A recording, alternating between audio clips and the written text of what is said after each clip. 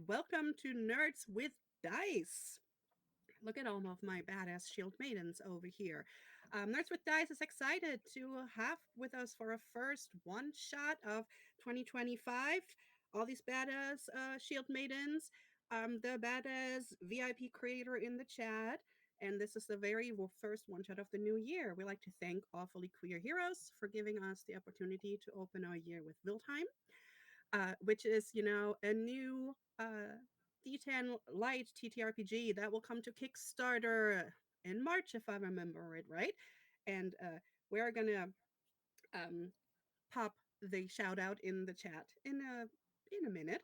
Also, links for the channel's merch, YouTube, and Discord will also be found in chat soon. And now, I am Vivi or Vivacia. I am going to be your game master for the night. Expect shenanigans, um, absolutely, and distraction because ADHD. And now we're gonna go over to our players. Merm. Hi, everybody. My name is Merm. And tonight I will be playing a warrior named Helga the Bastard. I'm looking forward to it. I think that's just me next. Hi, everybody. My name is Mary. I am playing Aoife. We both use she, her pronouns, and she is our witch and is excited to cast some spells and see what's going on tonight. Hello, everyone. I am Torin. I'm playing our druid, also named Soren. Yes, I know they rhyme. It's fine. I'm very, very excited. And so is Soren to brutally walk through things and pounce upon things. And that leaves me.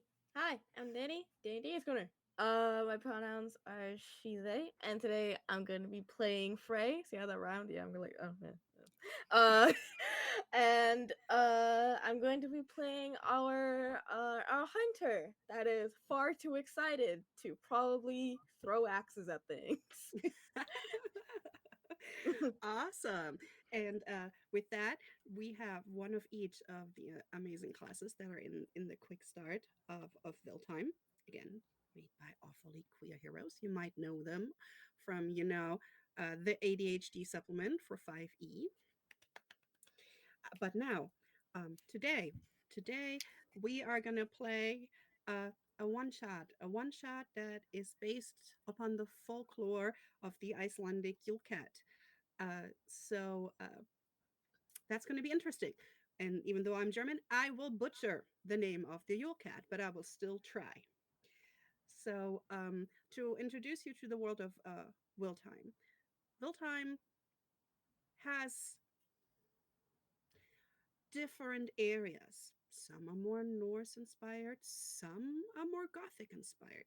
Now, our tale takes place in the village of Aska, which is nestled at the base of the Thunder Peaks, and it's known for its resilience against the harsh winters. So, um, you guys have heard, let's just say, they're a group of badass shield maidens who have already traveled together and done some bounty hunts. Think The Witcher, but as a group. And they have heard about uh, a troll or trolls in the area. And here they are thinking, well, that would be just a way too cool, heroic thing to do.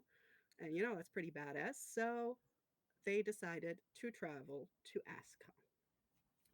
So as you guys are on your way, you crest a snow draped ridge and you see laid out in front of you the hardy village of Aska. It's nestled at the base of the Thunder Peaks. It has low, rugged buildings that are designed to weather the fierce winters. Think kind of longhouses in the style. You see smoke rising from chimneys into the pale sky. There's some clouds. It's still pretty early in the morning, and the distant clanging of a blacksmith's hammer echoes faintly in the crisp air. The air is so crisp, it actually kind of hurts your face.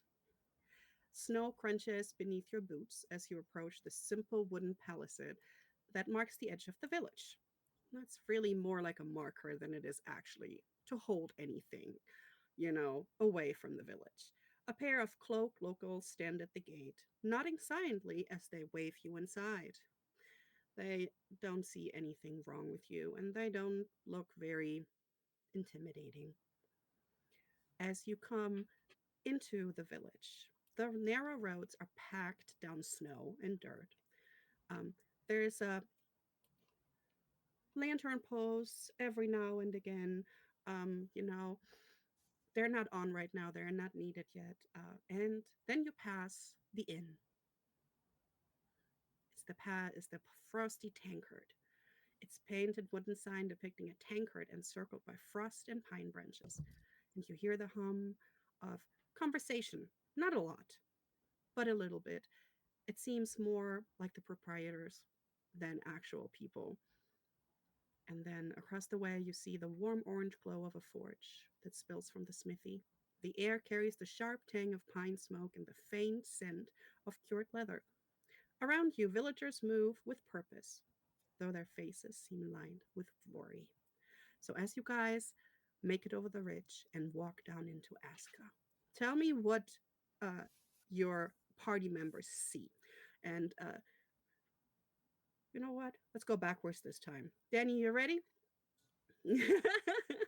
Just describe what the villagers and what your party members see when Frey walks into the village. So, uh, probably honestly this makes sense because Prey is probably one of the people in the front. You see this short in size but not in vibe sort of person who is uh she's strutting along, this sort of young woman. She's wearing pretty standard clothes, sort of like a simple tunic and pants, and except for this big belt that is holding a ton of tools and axes, sort of pinned at her waist. But as party members, you all would know that this is what she has on. But to the outside world, they don't see that because she's wearing this very big cloak that is those sort of cloaks that are like fur lined and cover like the arms and entire body, and it drops. It almost like it's almost maybe a little too big for her. It almost like drags on the ground a little bit. Um, but it does its job. And she also has a sort of bandana, uh, bandana like fabric wrapped around her head, and she has very curly, very messy hair with some braids intertwined in hair that in brown hair that falls to her shoulders, and she is sort of what the equivalent of skipping in this sort of vibe and time uh, forward to um, get to get to where they need to go, which she doesn't probably even know. Uh, she's sort of pushing forward and going with what they all probably recognize as keep moving until there's trouble in front of me, and then I'm going to solve the trouble, and then everybody's going to be very happy. So that's the first totally cool, awesome field maiden that is presenting herself forward to this crowd. All right, and after the villagers, look at Frey and the big cloak. Uh, their view will move over to Soren. What do they see when they see Soren? Definitely not someone skipping. Sword is much different energy as she's as they're behind Frey. And in fact, I think they're even kind of angling themselves behind Frey to try to block the wind a little bit. They're a bit smaller stature and um just honestly covered in white, like just a lot of different layers, many different layers. They're all white, big fur things that they could have gotten it. And literally, I think all they really see, because she's kind of just doing, they're kind of bunching up. And every time they look at different fires, I think they just kind of see the little like little big cat eyes just like, "Oh, but that looks nice." Like just little shivering thing really dislikes this environment but is attempting horribly to blend in and block the wind behind with Frey. If anything that they do see, there are their skin is like a light tan sandy color, and then the eyes are yellow. There are different little bits about them where their eyes are like they're yellow, which is a bit different for humanoid type of people, but um dark lines around that are more cat-like. And if they see the ears, they're smaller, but they're flat and wide. So yes, yeah, she's a wildkin, baby. Yeah. So, you might have expected, them to feel, sometimes wildkin, are kind of looked at like, oh, interesting. But it seems like that seems not to be an issue for the people of Aska. That Nice. they seem to sometimes almost look at you with pity when they see how cold you are. As they should. I'm sad. Sorry, go ahead. So past the big cloak and the shivering poor wildkin, uh, we're moving on to Aoife. Yep. Awesome. Tell us what they see when they look at Aoife. Yeah. So I feel like coming in towards the middle of our group is Aoife. She has long, almost like red auburn hair that almost looks like embers. And she is, while she looks as though she would be incredibly cold, she is wearing this like black, intricate lace gown, like with almost like a long sleeved, pointed sleeves that hook around one of her fingers. She has a hood on of again this like black lace that has intricate patterns of animals and what almost looks like if you squint your eyes, it almost looks like as though it's moving. But it's probably just the snow. She has a almost wicked glow in her eye, as though there's just a moment anytime where a little bit of mischief would happen. And as she's trudging through the snow, she just has this grin that is inviting, but you don't know whether you should take her hand. Ooh, it's like that is going to be shenanigans. I love shenanigans. All right. So now the only one left is Helga. Helga, tell us what the villagers see when they look at your character. So they don't see anything first. They hear something. They hear, "Hey, you kids! I know I'm old, but you can't leave me behind. Jeez, it's cold." And this old like woman walks in covered in furs. Like there's just layers on layers on layers, and you see like two little like in the form of an X behind her two like handles of her weapon are sticking out so that it's pretty easily accessible as she is the warrior. um but she is an Alfkin, I think is how you pronounce it. Hmm. So the pointed ears stick out very much. Has hair like mine currently, but totally white. Their skin is like an off blue shade, but very light, very akin to the snow outside. But uh, Helga runs cold. So Helga has all the layers and is slouched over. And it's just you gotta like come on, man. Like, I'm so we have to get out of the snow. Like right now, okay? And yeah, striking amber eyes, and just like the loudest person ever. Right. So as the group makes their way, into town, or into the village, it's not really a town yet, and they see, and hear newcomers. Uh, one of them leans in, to Aoife and says, "The Jarls uh, house is over there. So yeah, the y'all will probably be able to help you. Great. And then the villager looks over and says, "It's warm too." Okay, we gotta go. Did We're you hanging say out. warm? You guys are Absolute. cold. Yes. Yes. Go ahead and introduce yourself to y'all Sky.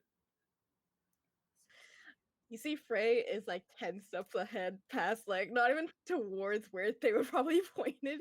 I think she didn't even register that conversation happened. She just like kept skipping forward. Oh no. Soren, I think once they heard warm, just like the big cat eyes, like you know how the eyes also dilate a little bit, like warm, Mm. um, will kind of bundle up, but then get underneath Helga's arm, not like holding it, but like full body just under, trying to kind of like, okay, here we go, it's over here. Okay. Okay, little baby, we have to go inside now.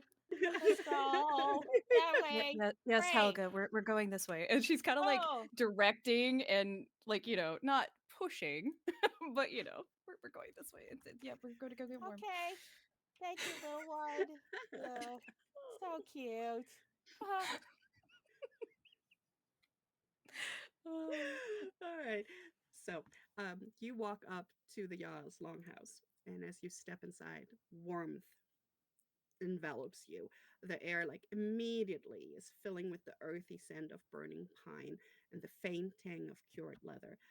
Frey, you would know that this specific pine is a hunter. You know that this is the stone pines, the stone pines that are all over this area. They're very famous for this in this area. Those are, and you would be like, oh yes, I know this one, because you don't get as many stone pines in other areas. Um, and the large room is kind of dimly lit, illuminated by the glow of like a central hearth. Its frames crackling and casting flickering shadows on the walls. It makes you feel all cozy. You feel the warmth kind of going up. And the hearth is surrounded by a ring of smooth river stones, and there's a metal kettle steaming gently over the fire. Looks like somebody was making tea. Um, the inside is pretty practical.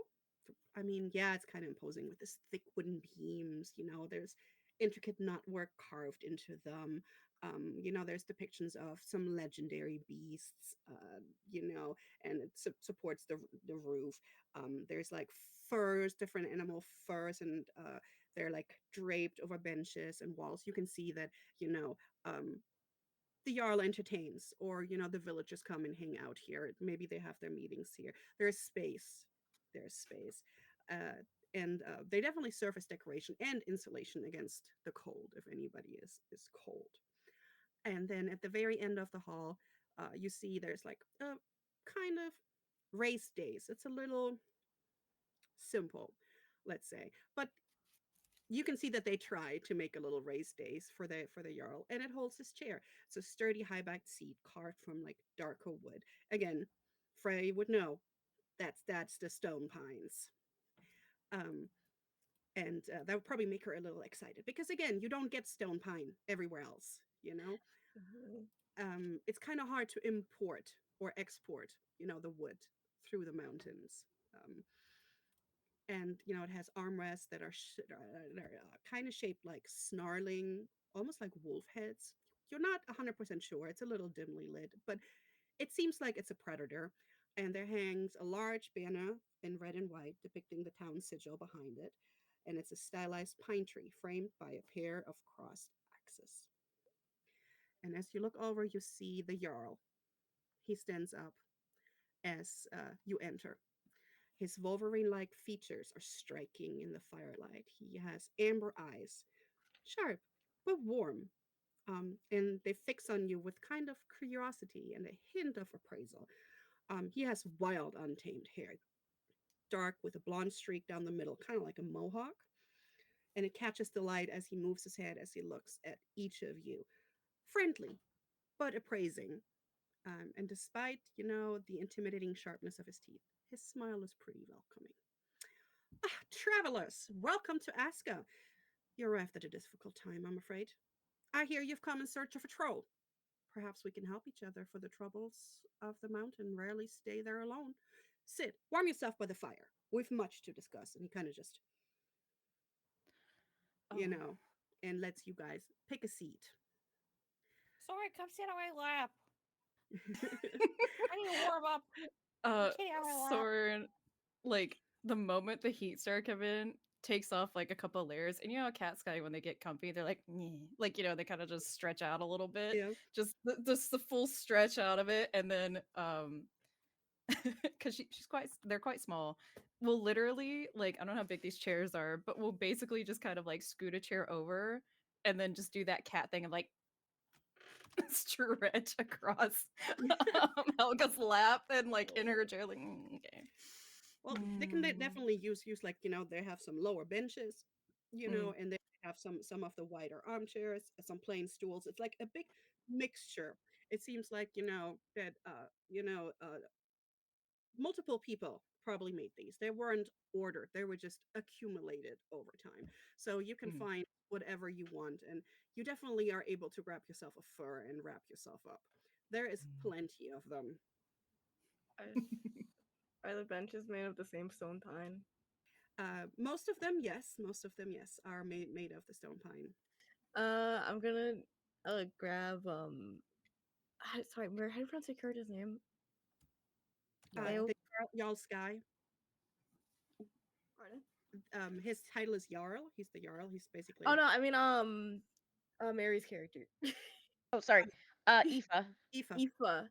Aoife. You see, uh, Aoife just gets like pulled a little bit to like one of like the nearby um walls that's made of this pine, and it's sort of like they're fancy here. How specific? They have specific pine. I've never seen this type before. She's Oh, I mean, it does. And she kind of puts her hand on it and just, it's good natured. I get the appeal. rare nature. We should. Can that be our reward for the troll this time? Can it be specific pine wood? Because no one else is gonna get pine. We're not gonna get stone pine from other places. You understand? Aoife gives a nod and just, maybe in addition to whatever we get.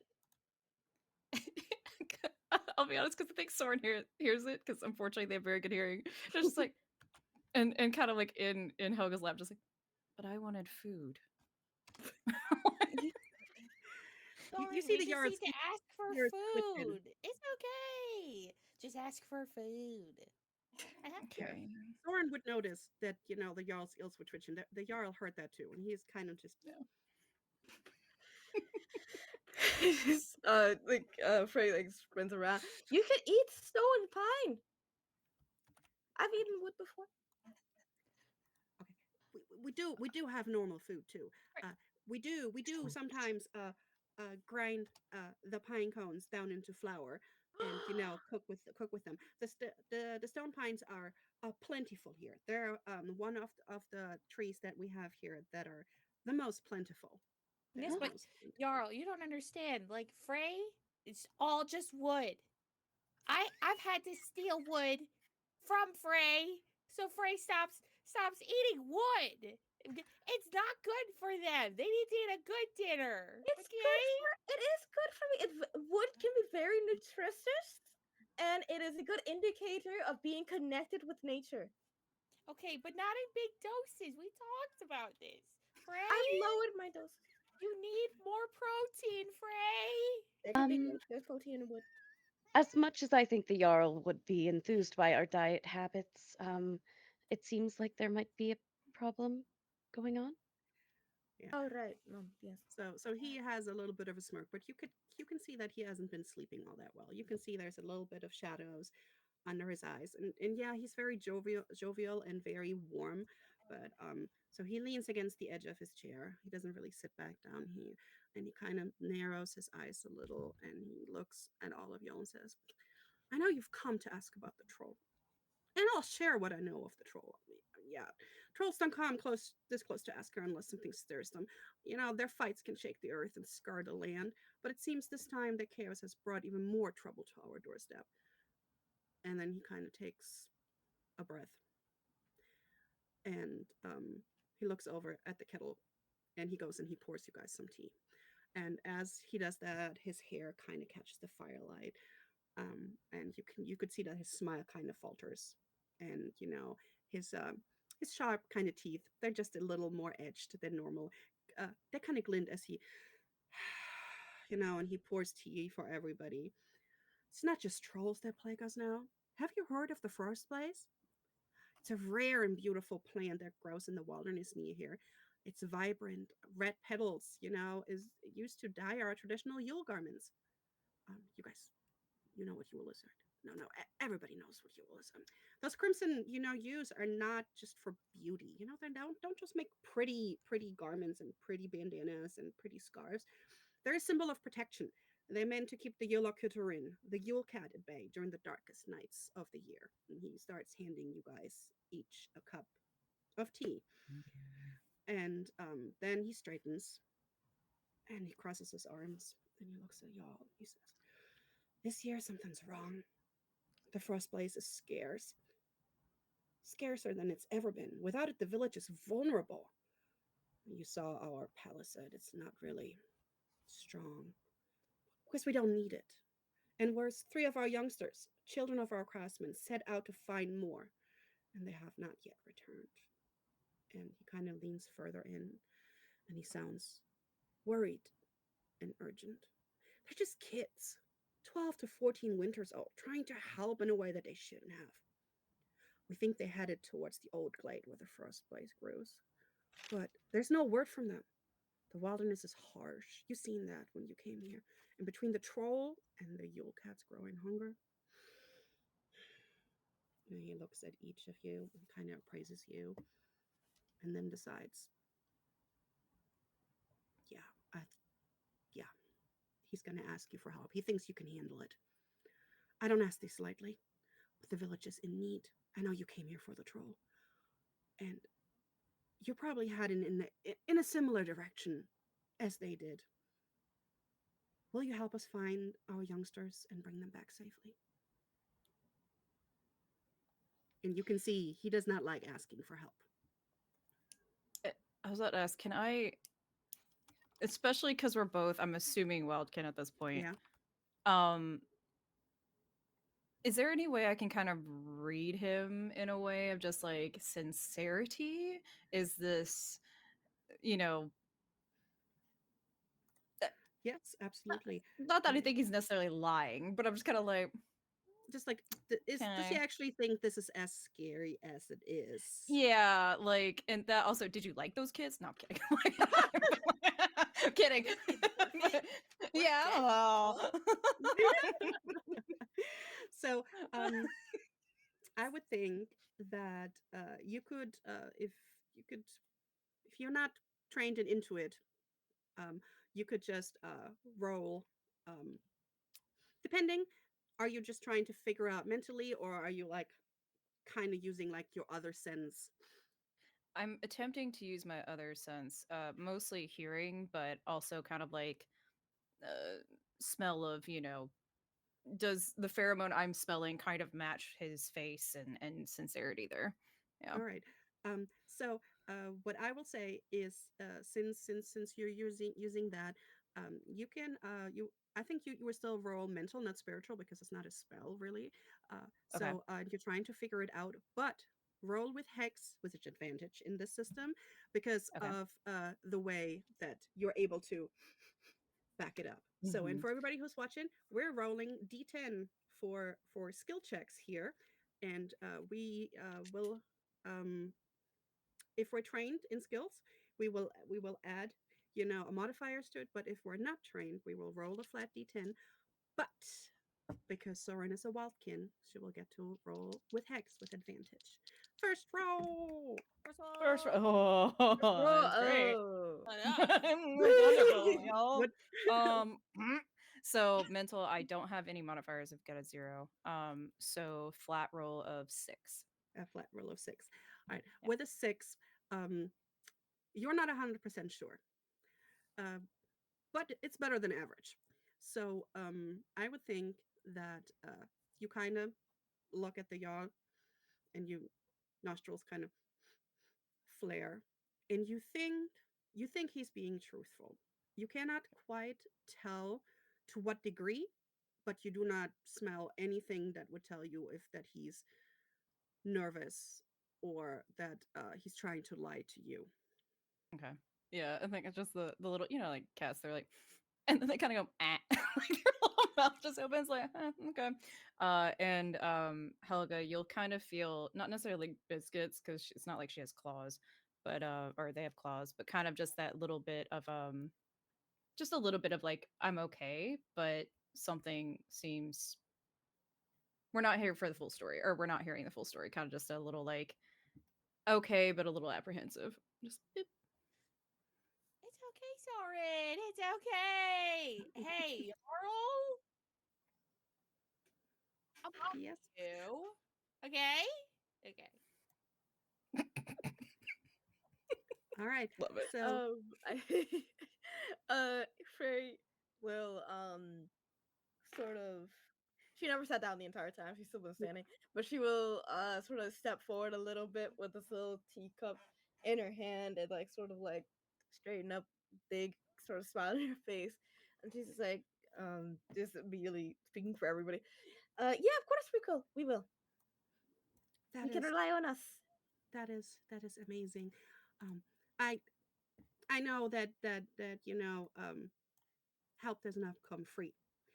I am willing to um to put down a reward for you guys. Um, I am willing to get into my coffers and offer you guys 5 gold pieces each for bringing back the children. They would hate me calling them children. The youngsters. They think they're too old to be called children.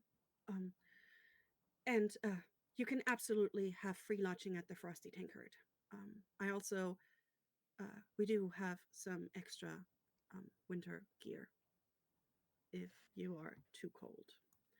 We could, you know, help you out with some wraps and some cloaks and some hats and some mittens if needed. Every time he says something new, there's kind of like hit. Oh, it's not food. No. Like, okay. Oh, Yeah. free lodging, food and drink included at the Frosty Tankard. We will definitely feed you too. I'm not Like, gonna lie, Helga. I think you feel like yeah, like, Oh. like deeper. Sorry, go ahead. the little one is purring on me. So if I get hammered tonight, it's on you. Okay. As long as you feed me. No, no, no, no. I'm talking to the Jarl. I'm talking to the Jarl. Like It's food also and his fault. drink.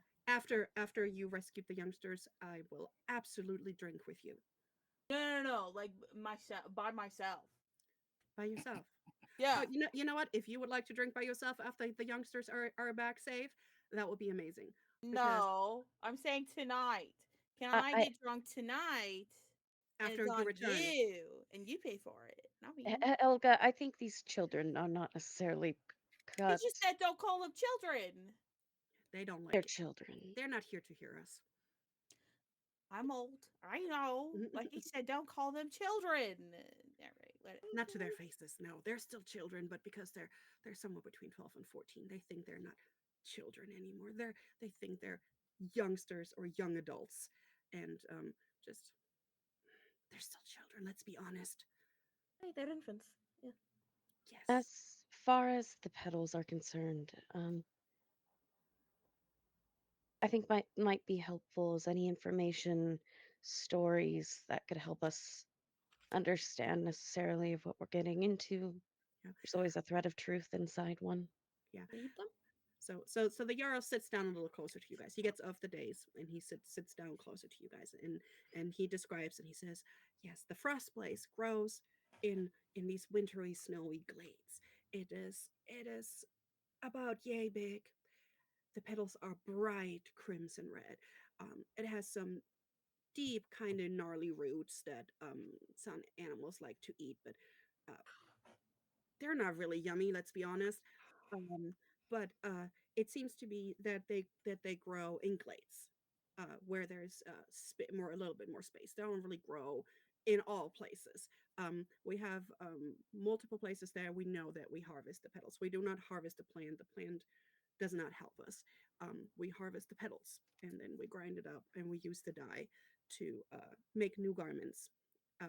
Last year's garments might still look pretty, but they're not helpful. They won't protect us. They won't protect us from the Yule cat, from the Yule Kuntir. So some people actually re-dye their favorite red garment from the year before to make it safe again. Um, but yeah, we have looked at all the closed glades and have not found anything. And I think that the youngsters went to a glade that is a little further out to find frost blaze petals to keep everybody safe. Um, one of them, a girl. Her name is Sovine. Sovine lost one of her parents to the Yule cat when she was little. That's what happens when outsiders come here and they don't listen. Yeah, it's kind of The, sad. the Yule cat, I'm assuming it seems like it stays away, and you said it has to do with, is it the nature of the petals themselves, or? Um, so it seems that the Yule cat only only comes close and tries to hunt us in the 12 days after the winter solstice. And it seems that the petals themselves or the dye that we make keeps it away. We try to not harvest all of them as they seem to help keep the Yule cat away. So lately we've only lost people when they ranged out too far hunting or trapping. Um, but mostly we stay close to the village in those 12 days because Yelkendir Yelkendir is out there. And but because for some reason there is not enough frost blaze this year, we don't know what will happen, and we are extremely concerned about the youngsters as this is the night before the winter solstice, and Yelkendir will start hunting. Her Um, father, Sovin's father, Leif is our wood carver, our woodworker. He would be a good first step. He will be able to tell you um, exactly where to go, and he would be able to tell you more because I think Sylvain is the leader. She just dragged the other two with her, which is Bjorn and Kari. question. So we'll try to find your young adult children. Um, do you also want us to gather petals or leave them alone? I would love for you to bring us petals. If you find any, absolutely bring them to us, but please don't harm the plant so it can still grow the next year. Um, Mm. your main focus, though, is the youngsters. If you do find petals, yes, but don't get sidetracked. Please save the children first. Looks at Freya like, "Mm, Looks away. Um, Jarl, can I ask you a question? absolutely. So I grew up and grew things. Does that make sense? You Yeah, know? you were a gardener, Yeah. a farmer. Have you ever, gotten seed pods or whatever of these plants? We have tried, but we have not succeeded. When we plant them here, the petals don't grow. The plants stay stunted. Have you tried taking the soil from the forest and bringing it here and then planting it in the soil from the forest here? That is a good question. I would have to uh, have you talk to the um, villagers who did the experiments.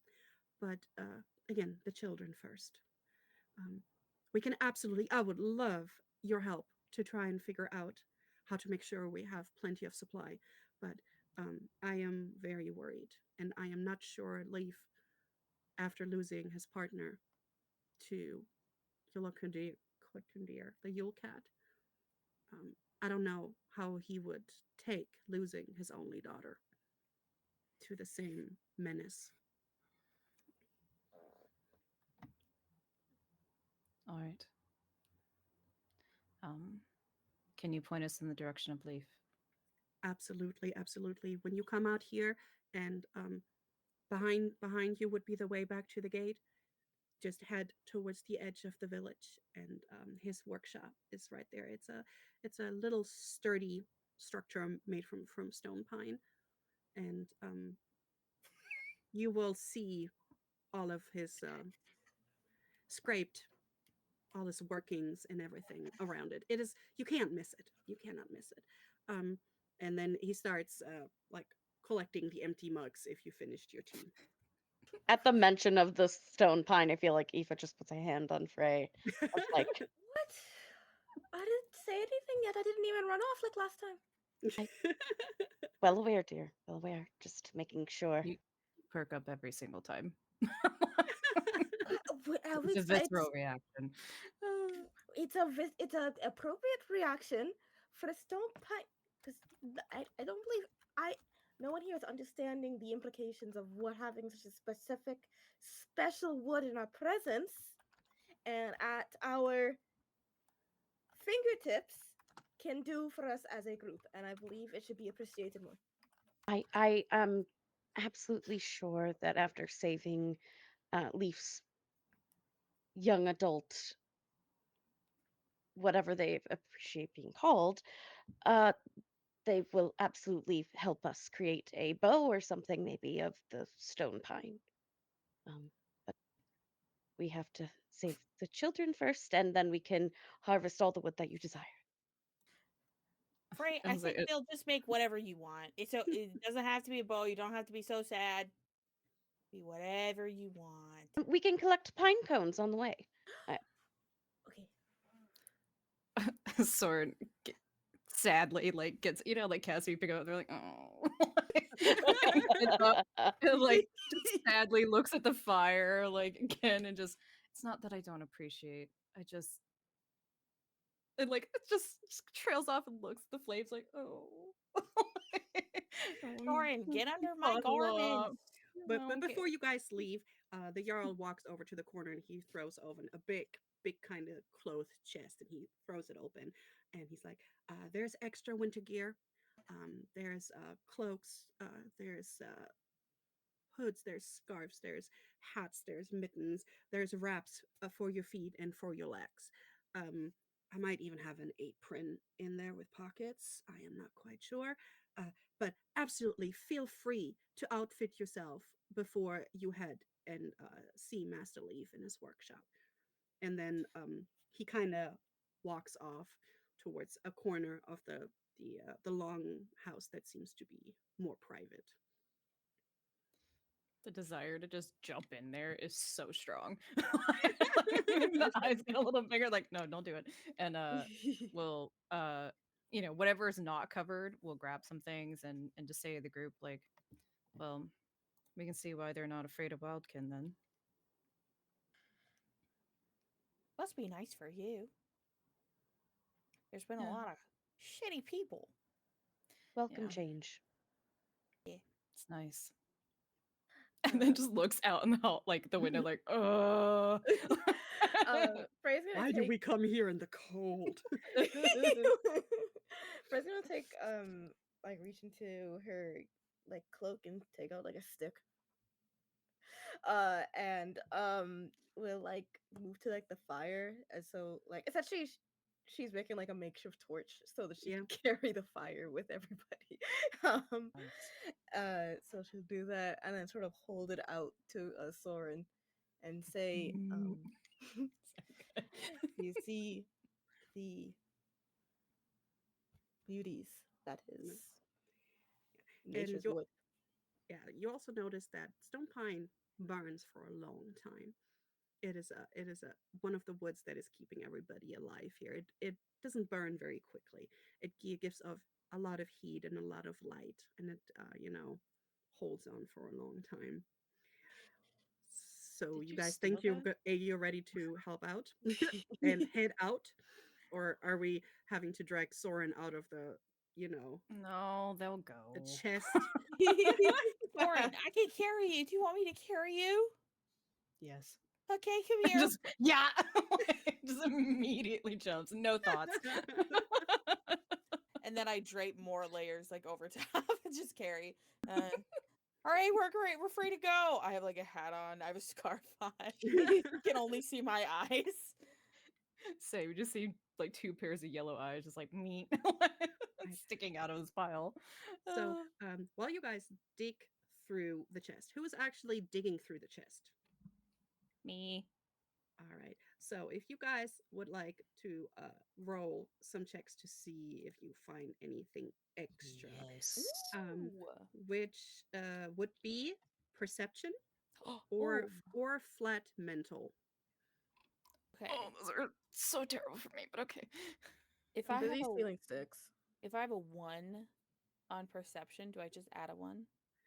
No, then you will actually add your mental Oh, okay. modifier to it. Great. Because if you're trained for it, you will add the attribute. The attributes are Oh. mental, physical, and spiritual, but you have to actually be trained in the skill to use the modifier. Else, it's just a flat D10. So if you have a number next to skill value, that means you trained in it. Great. Flat 7. All right. I got a 10. Yay. Ooh, ooh, So it's ooh. like it's not a natural 10. It's like a. But it's still a 10. Yes. It's still a 10. Take it. All right. So, for Soren, as you dig through, you find something that looks like it's not really a backpack. It's more like a sling. It's almost like um, it has the straps, but it's not really. It's open. It's like where somebody would put firewood in it, and you think, that is perfectly my size. Hmm. Yeah. You now We're kind of have a like Soren-sized slithered. carrying sling Hmm. that somebody else could wear to help you. Nice. Made out of leather, with adjustable straps, and somebody used that to carry firewood. Oh, sorry. At first, I thought you meant me, and I was like, oh, I could be in a backpack. No. Oh, okay. Well, you fit but Yeah. it wasn't made for you. Yeah. It was made for firewood. But Yeah. you realize it is perfectly your size. You fit. I think she holds it and looks at Helga like probably the first time you've seen her happy, like actually genuine happy, just like Okay, sorry. Just grab like an extra pelt, put it on, and then I'll put you on my back. Right. And Just- while Helga, while you get so excited over the sling, Helga is kind of banging around in the bottom, just trying to see what it is. And as she bangs around the side, a little pops open. Oh, there was a little hidden corner. And in the hidden corner, you find one simple healing potion, Oh! which let's go. is pretty rare in this world. Healing potions are pretty rare and they're pretty expensive. They're actually about 1 gold if people have them in stock. Seems you found the Jarl's little emergency stash. Hmm. And he doesn't see you. Nobody else but Helga sees this. What do you do? Ifa, Ifa, Ifa. Like trying to whisper, it doesn't work. Ifa, Ifa. Take it. Yeah, Take it. yes. Just take it. She just very slyly slips it into like this, like almost unseen pocket. Like this is a very tight dress. Where the pockets are, no idea. But she just slides it into one. Uh, Okay. Okay, we have to go. Go. So yeah. The others, it's like Frey and Soren. Soren, you're so excited about the sling that you're just waiting for Helga to step back so you can put it on her. And Frey, you got that little torch and all of this, and you just hear Helga cackling. First, like jumping at the door, like very excited, like doing like little hops of excitement. They want to get to this woods. This woods was so bad. So, for keeping track purposes, this simple healing potion heals 2d4. Ooh. Nice. That is 2d4. And as we said before, as a group, you have two of those accumulated from your past adventures. Who is Mm. holding them? That's up to you guys. In You can use them in combat if you're within 5 feet of your friend, Mm. especially when they go down. You have to roll death So saves. so you can't like throw it at them No. and it No shatters Baldur's Gate and their rules. skin is Sadly, broken. no. You'll have to be within 5 feet, actually, force them to drink it. Okay. Sadly, you cannot just splash it with them or use a water gun, which would be pretty cool. But Oh. no, that was my first thought, but no. Oh, Oh, sad. that's funny. All right, so as you guys hustle out, because even though Soren and Frey have no clue while Helga is cackling, you know that means it's time to go. It's better time to go. Yeah. So, and as you come out, I'm imagining Helga puts on the sling, and Soren Mm, is like in a absolutely. fur, all and just peeking over the edge. Yeah, I was like, Yeah. if I fit, I sit. And it's Yes. just like in there, just. Somehow Helga is more bent over, but is totally fine. Like not falling, not Yeah. any slower or faster. Just like, hey, I gotta go. In my mind, sidetrack. In my mind, Helga is like the female version of the Discworld Conan the Barbarian. You know, the Mm, senior Conan the Barbarian from yeah, from the Discworld, all muscle and ropey and old, but female. yeah, Mm. That's yeah, in my brain. yeah. Brain's doing wonders right now. All right. So as you look around and you're like, all right, gate to the back that way. You can see that there's vast forest behind where the village ends. As you're walking, you walk by a little wooden hut. And as you look over, you realize that, oh, that's a weaver's hut because the doors are kind of open, but there's nobody there. It's quiet. The door slightly left ajar, creaking gently in the cold wind as it moves a little. Inside, the workspace is still, but not abandoned. It's not like, they emptied it out and left. The looms and the wooden workstations, they're still neatly arranged, um, with only like a faint dusting of snow that has kind of like drifted in through the wood. Whoever left last didn't close the door right. Um, and the fire is not on. And you can see that there's several unfinished bolts of fabric. And they have this beautiful crimson red that the Jarl described to you from the frostblade panels. They hang from the loom. Seems to be like awaiting further work. They're not finished. It's clear that the weavers and their apprentices simply stopped working, but they didn't leave in haste. They didn't run away. Would you like to peek in, or do you want to continue? That's as far as you can see without opening the door. Can Oh, definitely. Mm-hmm. I would like to utilize my hearing if possible. Like before, like I think even a little hand kind of like not grabs Eva, but like kind of like two fingers like wait. And is there a way I can kind of hear if there's anything skulking around in there or Right. Since you know? since you do using your special hearing, I would think you would do a perception check with hex. Again, with hex is Okay. advantage, bane is disadvantage because you're using your hearing. So Yeah. that you have a special affinity for. Thinking your little cute ears come up on the back of Helga and you're like, Hope so. Oh, please. Okay, 7. all right. It's not terrible, With it but with a 7, you don't hear anything. no like Behind giant cat paws, you scraping you against hear the wood. Okay. villagers behind you. You still Early. hear the blacksmith. And you kind of hear him like missing once and cursing.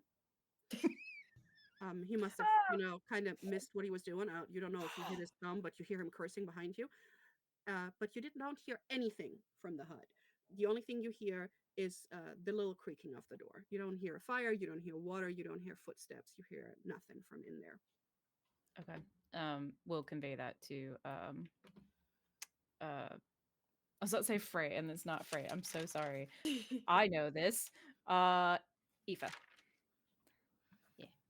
Eva And kind of like just gives a nod and a look of thanks and kind of I think like gently pushing the door, she gives like a knock, like because she doesn't want to like break into the place, Yeah. but I mean, the door's uh, open, you know? Somebody left and didn't lock the door properly. Probably one of the apprentices, let's be honest. It's not Um, breaking in if we're not breaking anything. haven't taken anything yet. So as you Yeah. look in, you see the fire pit that is used to heat the dyeing pots is cold and unlit. There's actually a little bit of snow in there.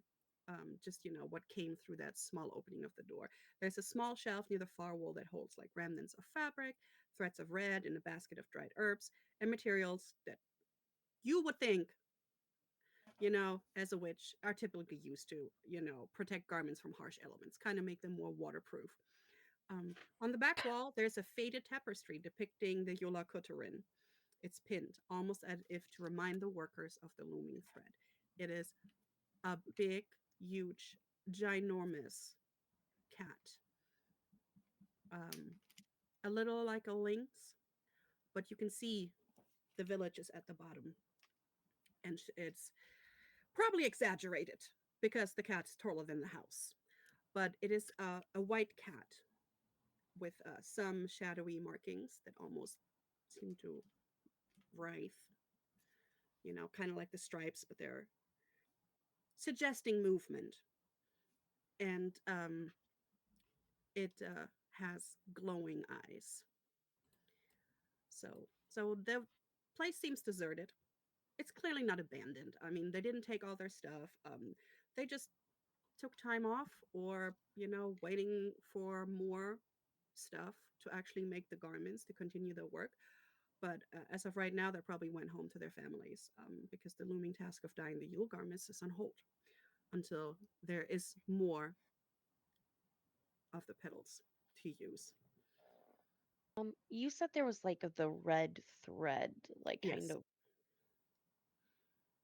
I think that Aoife's gonna go up to it and kind of touch it and put her hand on it.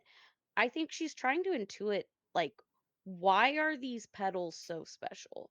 Because at least like there's not she hasn't heard enough stories as to like the cultural significance yet. So I think her mind instantly goes like, is there a protection property? Hmm. Naturally, is there some magic in it that we don't know about it? Especially since they couldn't like take the seed pods and replant it. There Yeah. has to be something. So I think she's gonna kind of Right. put her senses into it to see what's Right. going on. So for that, I would say roll me a spellcraft check, Ooh, nice. which would mean you would then add your spiritual to it. Heck yeah. And is working with plants something that you do, or are you more a hoity-toity witch? I definitely think she's definitely would get her hands dirty. She's probably where she used to live had a full-on garden. She's been ran out of a few different villages, so she's kind of learned to pack light. Um, Then I would say you get to roll with hex, because that is one of your specialties.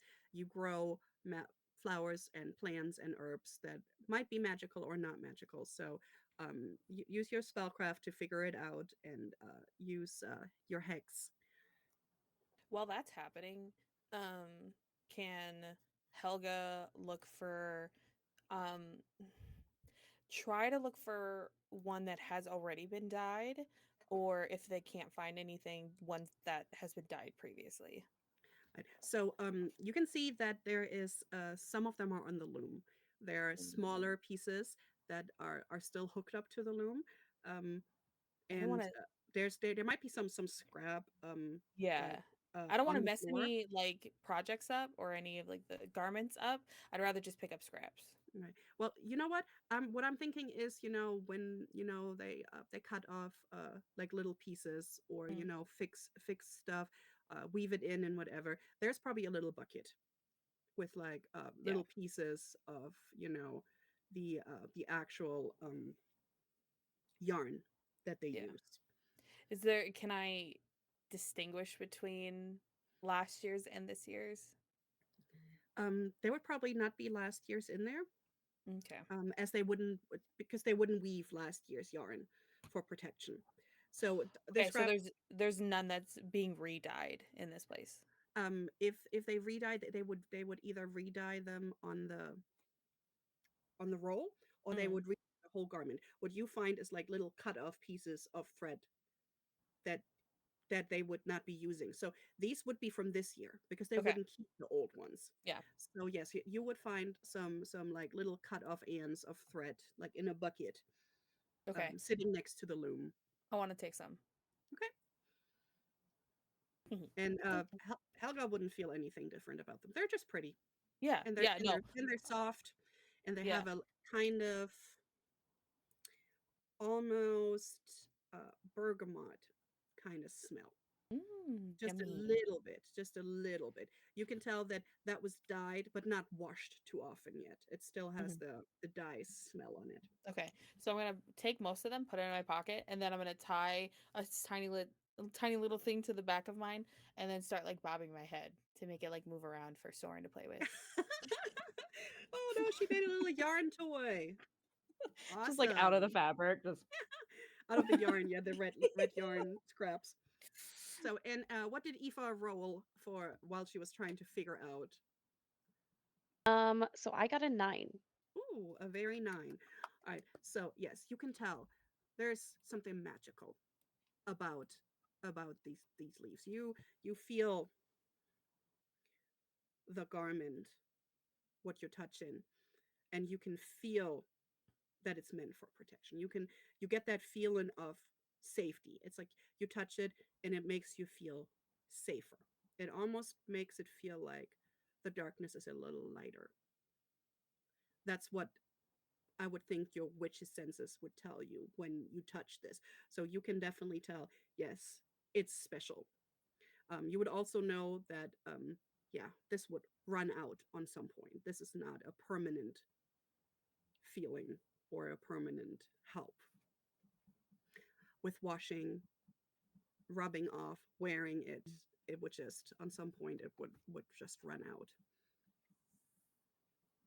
I think she'll just comment and just say, "It's amazing this even lasts for a year." I mean, this kind of village using the same garments over and over and over must be potent. Well, She they kind have of says wild it. chickens. Feel like they'll have a little bit of everything here. Maybe they have witches who kind of like, Absolutely. All right. And while we're doing this, let's shout out one more time. We are playing Valdheim, which is D10 Light TTRPG, which will come to Kickstarter, brought to you by Aquily Queer Heroes Productions. And we are getting a preview. We are getting to play with it and be badass maidens Hell before yeah. everybody else. All right, so you Yeah. have looked through the Weaver's hut. You have acquired a cat toy with probably slight protection against the Yule cat. You have figured out that the frost blaze petals are magical. It's not just a plain flower, and you would now know. Yeah, this is really protection. That means the Yule cat is not just superstition. You would not need protection if Yule Cotendir would not exist. So you And continue on your way. Are you closing the um, door properly or are you putting it the way it was? before we go, Yes. if with just one quick thing, you said there's like Jesus, there's like a bowl of like dye that's there. Was that there was already like something that was like crushed? You could probably find like little crumbs. Not a lot because they used as much as they could, but you Okay. might find like a little crust on it. Oh, okay. Can, can I taste it? Yes, you can absolutely taste it. Thank you. he's gonna lick it. Oh Okay. no. She does just lick it. And, like Oh, roll me in. No, I had already told you No. that we're not doing that. But it kind of tastes like somebody put like patchouli in your mouth. It is not. The Jarl did say didn't taste very good, but you can now tell why that little smell of bergamot is still on there. If you taste it, it feels like somebody put strong patchouli on your tongue. You go, Yeah, Freya's like, Frey, I told you to stop licking wood. I'm not licking the wood. I was licking the No, dye. it's a wooden bowl. You can't look at me and tell me that you're not licking wood. Frey. Well, the wood was decent. The dye was not. That tasted horrible. But I learned very important information from what I just did, so you should be thankful. What did you learn? That tasted really bad. Okay, we gotta go. We're leaving. all right. Very So important information. Yes. very We should important. The probably Jarl was not lying. It does taste disgusting. Exactly. That's why we always you trust just hear Freya. like in the little like little you should probably close the door. While we're leaving. Oh It's yeah. just buried in Most the fur. definitely. Frey, Frey, I'm watching you. Don't lick the door. Yeah. So Why would you're walking, and Frey is like, she now has very good smelling breath though. Uh, I would say, her breath is now at least nice for a good 30 minutes. But also, you will now, for the next, I would say, 30 minutes, have a bane on hiding when people have to smell you because they will smell you. There's no way you can hide.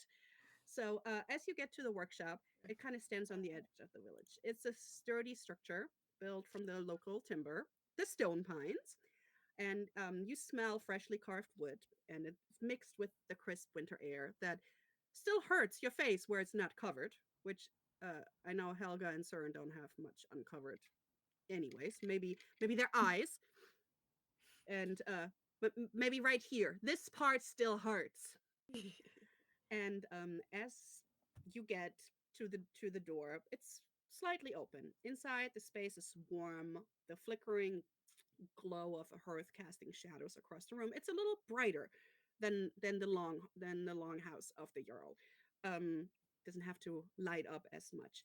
Um, there is shelves pretty much everywhere. In every nook and cranny, there are shelves. They are filled with intricate wooden carvings, small figurines of animals, tools, decorative pieces, some more hastily crafted, not quite done, some more delicate, showing the skills of a man who has spent years practicing his craft. And there's a large workbench that dominates the center of the room, and it's cluttered with half finished projects. You can see there's a lot of toys there. You can see there's a lot of Yule toys for the kids, and there's his sharpened tools and the telltale marks, of a craftsman who doesn't mind a bit of disorder in the name of creations. Maybe he would stop something and do something else. There's a mug or a plate somewhere. There's wood shavings that litter the floor, smelling nice, stone pine, and you see, that some of them are kicked aside here and there, and the scent of this pine fills the air, and it's kind of really invigorating. You love that smell. It mixes with the fire that's also the same pine. It makes for a very homey feel. And in the very corner, there's a small cot that's tucked out of sight, so that you can see that sometimes he spends his time here at night when he stays too late. Um, and right now, it seems like he might not have left. His daughter is missing, so it looks like he slept here. He couldn't bear probably going home. As you enter, he stands by the hearth. He also has dark amber eyes, and they catch the light. But there's a deep weariness. He's exhausted. Um, he has strong, calloused hands, but they tremble just lightly. And he's holding like a little axe, not a big battle axe, but like a little axe that you would use to like split wood while you're doing it. But he's kind of clutching it to his chest, almost like for protection, or he wishes he could do something. Um, and he looks at you guys, notices you're not from here, and you look pretty badass. And in a gravelly tone, he says, "I've been waiting for news. Solveig, you've seen her? She's still out there somewhere, isn't she?" And it just kind of it spills out of him. It kind of rushes out of him, and you can see that he's trying to keep his composure, but he's just, it's unmistakable how worried he is about his child. We'll pop out of all the furs for a minute Mhm. because I mean, I'm assuming no one can even see me at this point. Um, brown hair pops out and just, the girl has sent us. We were going to ask directions on where she might have gone with her friends. Oh, because he didn't see you. He saw the other three, and it's like, oh, hi. I am so sorry. My name is Leaf. Um, and thank you for helping. My daughter Sylvain, um, she. I'm thinking because we lost my partner when she was younger to the beast, that she couldn't take not having protection. Um, I mean, not only the Yule Cat, but there was a troll. There was a fight between some trolls like 3 months ago, and I don't know if it's coincidence, but but with the frost blaze being scarce and and now this, we're just all more vulnerable. And I fear that Sylvain, while looking for the first blaze with the others, might have been gotten maybe too close to the path of the troll. Maybe they'd drawn it near, but then also Yola Kutterin. I don't know how much you heard of it. I mean, we tell the young ones these stories to warn them, but most of them, they still don't understand the danger. The Yola Kutterin, it only hunts on those 12 days after the winter solstice, seeking out the weak. It's said to be like massive. I didn't see it myself. Um, More like a shadow than a creature, with claws that tear through the snow and fangs that, could crush you. And it's always hungry, hungry for the unprotected, for those foolish enough to wander the coldest parts of the world in the darkest nights. Um, and they say it's drawn to the scent of fear, but also it hates the frost blaze, petals of the frost blaze. They said to have magic, a protection. That's why we always dye the Yule garments with it. It's not just tradition; it's a shield against the Yola Kuturin. And I am worried that Sylvain couldn't take that somebody might not be protected, and that they ranged to some of the outer glades to find them. To find them. Yeah. Well, if she took her and her friends out, and this Yule cat is drawn to fear, she doesn't sound like a very fearful child. She is not very fearful, but they have been out there since yesterday. I mean, who would not be scared in the middle of the night, coming to the darkest night of the year, out in the forest by themselves, with a troll that might be close by? I mean, they range pretty far, but it might be here. So, I mean, she's determined and clever, my girl, and she took Bjorn and Kari with her. I mean, Bjorn is a little reckless and impulsive. He's the son of Astrid the Fletcher.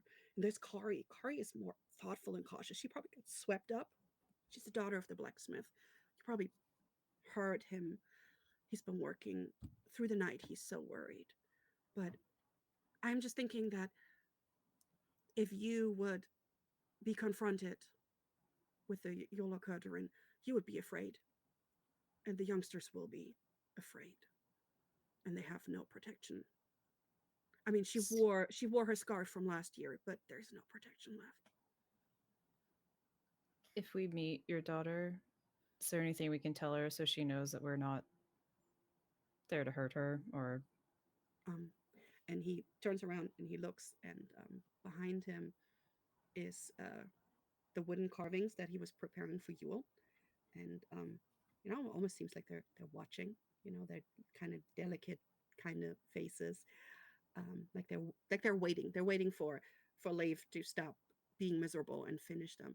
And he grabs one of them that kind of looks like the Jarl and picks it up, and it's mostly finished. And he hands it to you and says, "Show her this. I'm the only one who could make this, especially of y'all's sky. Show it to them." Hmm. Okay. Figurine. Not gonna lie, when you said that it looks like they're looking at them, I think Soren's like, like kind of put off by it a little bit. Like, is this thing magic or is it just very well done? You Um, know what I mean? Like, they're very well done. The thing is, I think that he could not focus. He has lined them up, so they're not just mm, laying around. I'm thinking that to keep his hands busy, he has lined them up, but he could not make himself finish them. So gotcha. some of them, most of their faces are done, but their bodies aren't all the way done. He hasn't done the details of the clothing or the feet or the hands. So and he probably to keep his hands busy and tidied. So that's why they're lined up like a little row of soldiers. Mm. I think that And looks dope. We'll he put kind of it in the describes pack. to you Yeah. the way to the glade that he thinks Sylvain would have gone to. That is a little further out than the other villagers felt comfortable ranging. Gotcha. Um, Thank you. as odd as it may seem, I know you said that the young ones don't necessarily believe all the stories. In these stories, is there anything of note that might help us should we have to run into this creature? Um, the petals will help, even if they're not ground into the dye, as long as they're not completely dry. If you let them go completely dry, they are not really strong anymore. So if you find any, yeah, that will help. Um, Also, unless it has been said that the cat likes to stalk you and make you more afraid. If you are able not to be super afraid and get away towards the town, you might be able to escape. It has not really. Most of the stories don't talk about it seeing you and that's it. No, the stories tell about you being stalked until you're desperate and you're afraid, and then it will attack. So I am hoping that uh, you can be brave and maybe not feel fear because I mean you look guys look like you can handle yourselves. That you are able to move fast enough and unafraid enough that you can get away from the Yule Cat. We had tried a bunch of people, groups have tried to hunt Yola Cottondur, but it was too strong. Most of them, they were most of them. Not one of them was seen ever again. Honestly, So not gonna lie, Soren when she heard the stalking part was just like a little bit of a mischievous kind of yeah, grin on her face, like and kind of low. Probably only Helga could hear him, but just they're not the only ones that stalk as they hunt, yeah. and just like. It's okay. Okay. So he kind of abruptly turns around and starts rearranging the toys and says, "Please, please, please find her. Solstice, winter solstice is tonight. Please save my child." We will do our best. Leaf, can I be real with you for a second? Yeah, honesty, please. You look like shit. All right? So what I need you to do to get yourself ready for your kid to come home with us is go home and take a nap. Stop rearranging these toys and creepy dolls. Go home and sleep. And I'd like Okay. to use intimidation. All right, go ahead. I love Okay, her. so I'm And I'm thinking proficient. because he already thinks you guys are pretty badass, Okay. and you look like you got experience, and there's a cat over your shoulder. Go ahead and roll that with Hex because he is already Oh my he's god. already scared of Amazing. I have proficiency in it. So is that mental or physical? look next to it. Does it say Uh, S, M, or P? Oh, yeah, I have I M for. know. Okay. Oh, it's M. Dang it. It is mental, yeah. Yeah. All right. Come on. That is another 10. Oh, he kind of steps back and drops the doll that he had just touched, and it kind of falls over. And he's like, "Okay, that's true. I should I should warm the house. I should I should I should make stew. I should I should make sure her bed is warm and she's ready. And yeah, yeah." And he kind of drops, and he doesn't even douse the fire. He does nothing. He doesn't even put on his cloak. He's out the door and gone. Should we put out this fire? I feel like I was a little too harsh. The idea of dousing it depresses me, but probably. There's a lot of wood in here. I'm looking at you, Frey. What are you doing? Fun- Funnily looking. enough, as you as you look at Frey, it looks like she's actually like probably the most sort of somber you've seen her. Like something in that conversation, like sort of made her a bit more serious, which is a little difficult to see her seem serious because she didn't look like somebody who could have a serious face ever in her life. Um, but as soon as you look over, she sort of like looks up and does like a little like yeah, I guess eating what? Yeah, I do that. Uh, um, Sorry. Helga um, does not know how to react. This is new. Aoife uh, just like kind of puts a hand on Frey's shoulder, be like, I think that's time to go then. and as you do, she sort of presents something. It's sort of like she was fiddling with something very close to like her chest. So sort of like a piece of paper, sort of. And she turns it over, and it is a very and also I will happily roll for this to see how accurate it is. Mm. But based on the account that he gave us, she's essentially tried to draw a estimated map based on what she saw of the outside of the woods and his account of the direction they went, so that she could make like a estimated most likely path of traversing to find these people. Yeah, I would think, yeah, absolutely. If you want to, you can definitely uh roll nature on that, because Yeah. I mean you are a hunter, and that is you know how to track, and you can you don't really know the layout of what you're seeing, but you could probably at least know in which direction you're going. You might not, because he probably gave you a couple of the bigger um Landmarks? points, yeah, landmarks, Yeah. um but not a lot. You could probably draw yourself a rough map, but roll nature for us, and see. But honestly, um roll it at a bane, because you don't know the area. Fair enough. Yeah. Yeah. Yeah. Yeah. Question. Yes, my love. Is there a help action of some kind that could be offered? That is a good question. um Uh, I am not mm, sure, but we can do mm, that. If you want to do that, I would say that would be, um let's say, depending on if you're like speaking to them, that would be gap.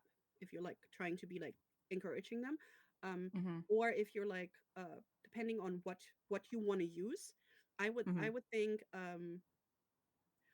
if you're proficient in something that you can apply, give me a good reason, Yes. and I'll let you. I'm proficient in nature, Hmm. and even though I hate being cold, I'm always looking and listening.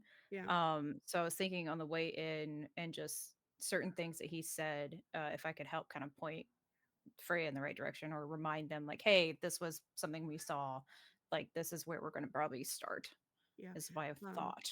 I think, yes, you can absolutely do that if you want to roll me Oh, sure. nature. Um, and then depending on how well you do, we see if you just like balance it out, or if you actually knock it into something better. Okay, cool. Kind of like group check. Okay, so that's spirit as well, Spiritual. in which I do have it. So I have 3 in spiritual. Okay, give me 1 second. So 1d10. Please be good. That's not terrible. 9 total. Oh, 9 total. I would say that with the help of Soren, you're not only able to overcome that you don't know the area, and that you're so super excited and distracted by all the wood around you and that amazing smell. but Soren maybe even heard stories about this area before or looked at a map before you guys got here. Um, so roll it with a hex instead. Oh, thank God. So that's a hold on. So that's a 9 plus something. That is a 9 plus a spiritual. Plus spiritual. I mean, if I have value next to it, do I? Oh wait. If I have like if there's like a number in the Yeah, values sir. section, what does that Yes, mean? that means you're proficient, and that means you can add your modifier, which means that Which would be I add a 1 next to. uh, Okay, Yeah, got it. and your if modifiers you are at look the top right. over you, and look at your spiritual, the cute little curly thing, you add that number to your roll. Okay. So 10 total. Okay, so yes, you guys get a map that is pretty accurate as far as you guys can tell. You know, it doesn't tell you any of the pitfalls, but you know where you're going. You're not likely to get lost on your way there. At least a good And starting point. Yeah. with that, it's time for a break. We had so much fun already on this way. We're playing Vildheim, which will come to a Kickstarter near you in March, created by Awfully Queer Heroes Productions. And we're going to take a 5 to 10 minute break, and then we will be back with our badass shield maidens who are now heading into the winter woods on the day before the winter solstice, trying not to make it to Valhalla today. All right. I will see you guys soon.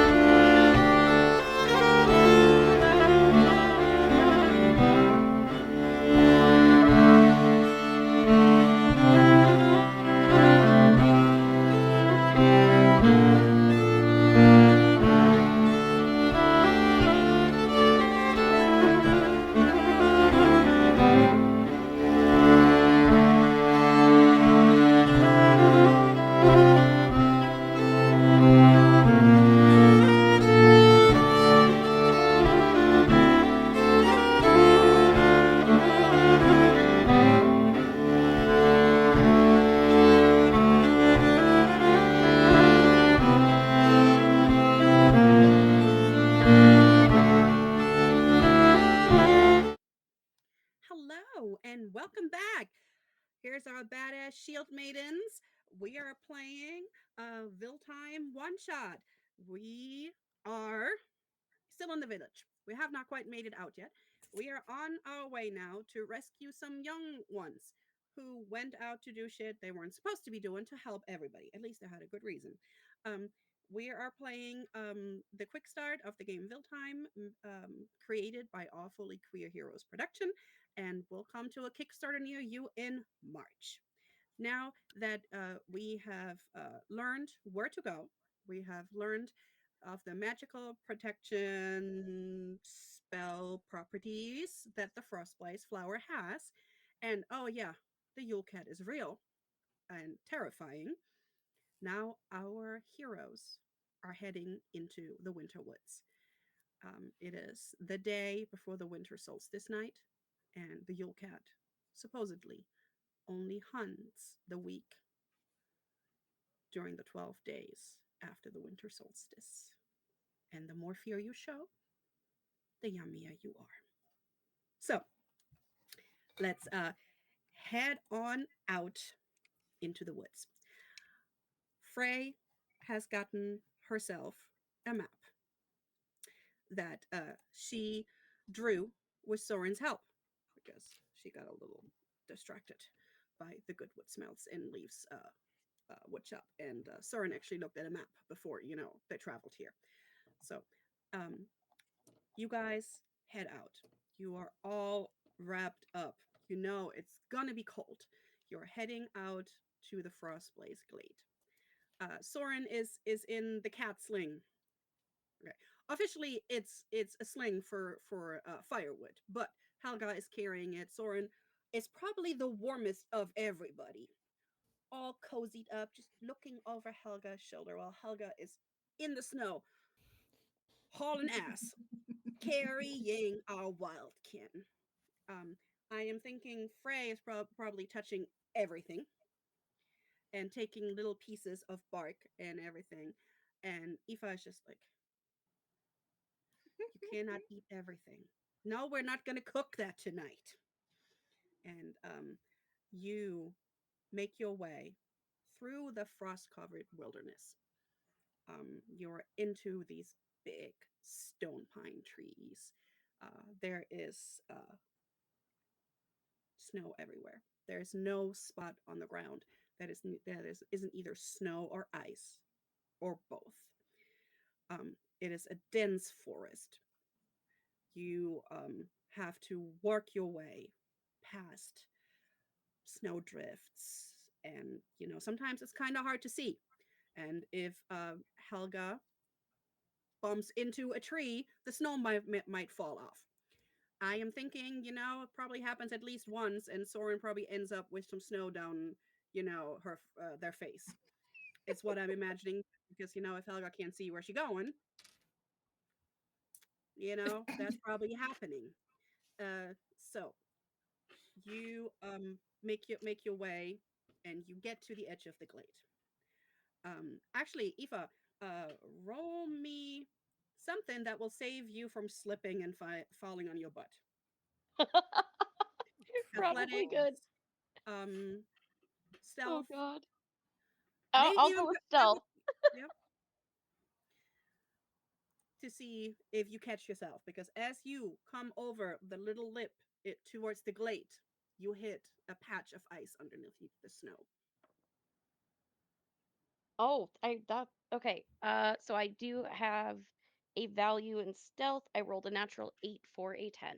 Okay, very good. So, with your boot, you step on this ice and you slide halfway down this little ridge, but you're holding your balance. And at the bottom, you step down with your other foot and just like catch it and be like, all right. As you look down, right next to you is a destroyed stone pine and a massive troll skull looks you in the face. It kind of is half buried near the shattered trunks of some of the ancient I mean, the ancient, ginormous stone pine tree, not the younger ones that are closer to the village. You can tell where they, rotating the cutting, but these are ancient and it's shattered. It looks like it got thrown into this tree and it shattered. You're looking down and you see this massive skeleton rests in the snow next to it. Its broad frame, partially obscured by drifts, but still unmistakable. That's a troll. That's a big ass thing. It's dull gray, weathered by the exposure to the elements, and it does show some sign of animal scavenging.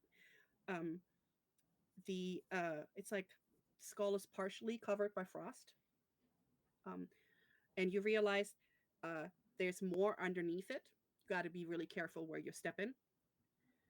And as you look up, you're the only one down there right now. Everybody else is at the ridge and saw you just skating down and catching yourself before you slammed straight up into a troll skull. Um, Aside from that, it's eerily quiet. Broken trees standing like silent sentinels over the remains of this one troll. Um, Roll me a perception check if you want to just for your Yeah, very first look to see what you see. absolutely.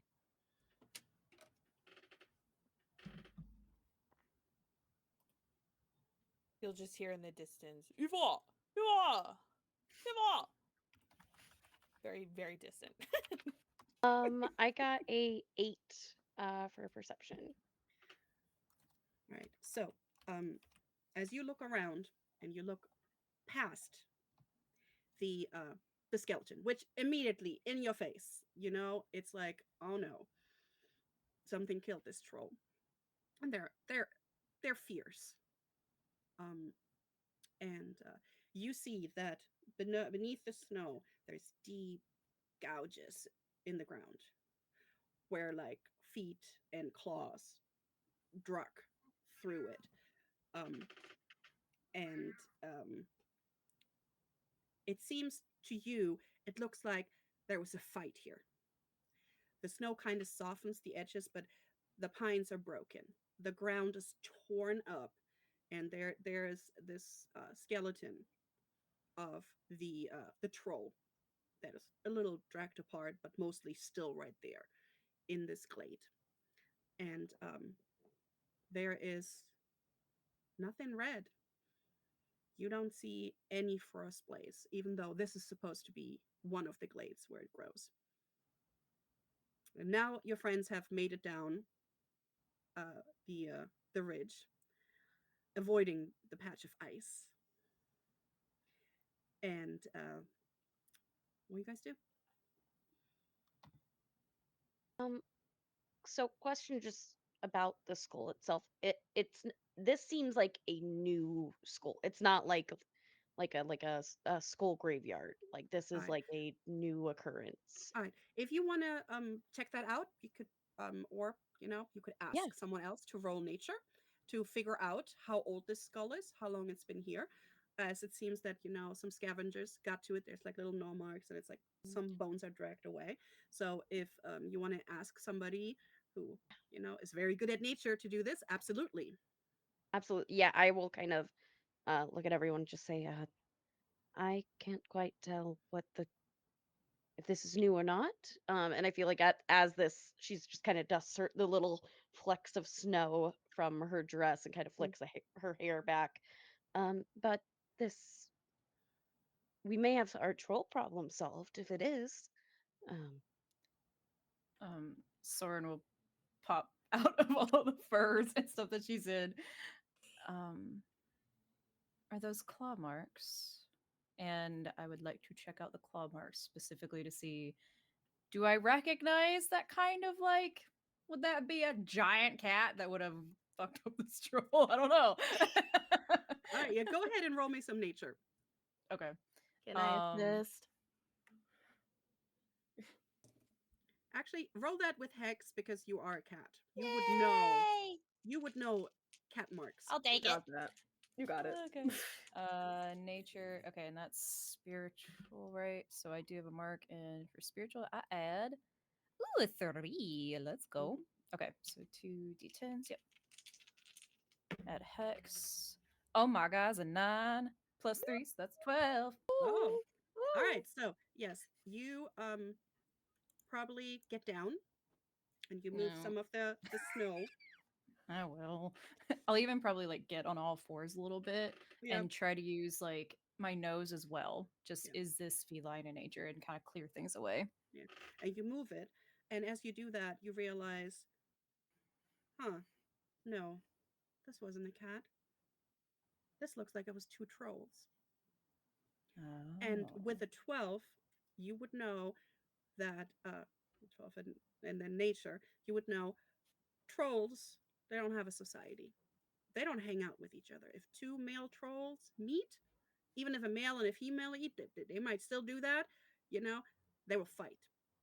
They are fiercely, fiercely protective of their territory. They roam, they have a very large area they roam, but you think this was two trolls fighting. Can with that, or I can do another check if, of course, if needed. But like, is there any way I can see where the victor troll might have kind of wandered off in like a direction, or Um, has this been a while? it's been a while. It's been completely filled in with snow and actually kind of Okay, softened the edges. You think it might have been closer to a couple of months. It's just as well preserved because the ground was frozen. right. Um, and it moved away from the village. So Okay, it must have continued after fighting and winning. Whoever of the two won, the other one continued on further away from the village. But because it's been at least, you would say, 2 months, you have no clue where it is. Has it turned back around? Has it roamed further? Has it gotten into another fight? You don't know. okay. We'll convey that to everybody, and then desperately climb back into that bag Right. to not be wet. Uh, did I was uh, just did like, did Frey also want to look around? Just Yeah, Fair will be in general sort of looking around this area, also to see if there's any maybe like hidden footsteps or anything in the snow. all right. Go ahead and roll me some nature too. Sure Because will. I would normally say perception, but this is more to me that's more nature right now because you're looking for, something that's not supposed to be the way it is right now. Mhm. This is a D10, right? This. Yeah. Where's the 10? Hello? Hello? Yeah. Okay. Yeah. Okay. And also, you know what? Also roll that with a hex because Soren is already there and digging and talking to themselves and sharing information. So you're already in the zone. There's no distracting you right now. Mhm. Okay. That's better. That's a 9. Yes, a 9 total. Okay. So, "Ay." um, as you look around, um, you again also see the fight.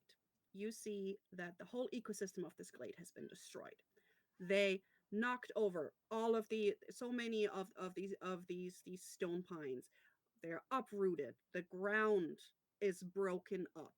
Um, you with that roll, you actually find a couple of frost blazes with no petals and kind of the roots. They're overturned. They're frozen. Um, that you see that this glade was torn open and destroyed by this fight, and it's like you kind of feel that the cold, still air still carries a sense of somber finality, kind of, as if the forest itself has moved on, leaving the remnants of the fallen troll behind, as like a reminder of the violence that shook the glade. Like that right now, nature is not living here. It is quiet and it is abandoned. Like the troll's body is holding vigil. Um. You do, Ooh. you do notice at the very edge uh, a small frozen footprint that is youngster size that wore a boot. Mm. I see which like direction it goes in, like which way it's facing. Yeah. Okay. Yeah. Um, Not in the same direction as the troll, slightly angled, but God also bless. still away from the village, further into the wilderness. Um, Frey's her shoulders like drop a little bit. I think seeing this glade sort of being devastated. So she's seeing like the roots of not even just like the flowers, but the trees too being Yeah. uprooted. Something about like the finality of this nature. It's like the murder of nature. Essentially, it hits something in her specifically, or something. It makes something feel wrong. Um, and so she sort of kneeling there for a second and like is notably more tense or upset by something. Um, and then she sort of remembers who's around her and where she is, and she picks up like a random piece of bark off of the ground and puts it in her mouth. Um, Frey, out of your mouth. Oh my god. Just mm, get it out of your mouth. too late. It's halfway down already. I like pinch the cheeks and put my fingers in. Get it out of your mouth. Will come Oh out. my gosh. Oh, jeez. I think you kind of just see this hand come like what because if she's grabbing you, then that means I'm there, and just like the little token that the carpenter gave me. Would it help if you held this? And it's the Jarl. It's the little Jarl token. Just we have to give it to the girl when we find her. But till we get there, like, we'll hand it Slowly to take you. it. I will Yeah. not eat it. You can lick it, but you can't eat it, remember? No licking. I can't lick it. No, I don't want you to lick it.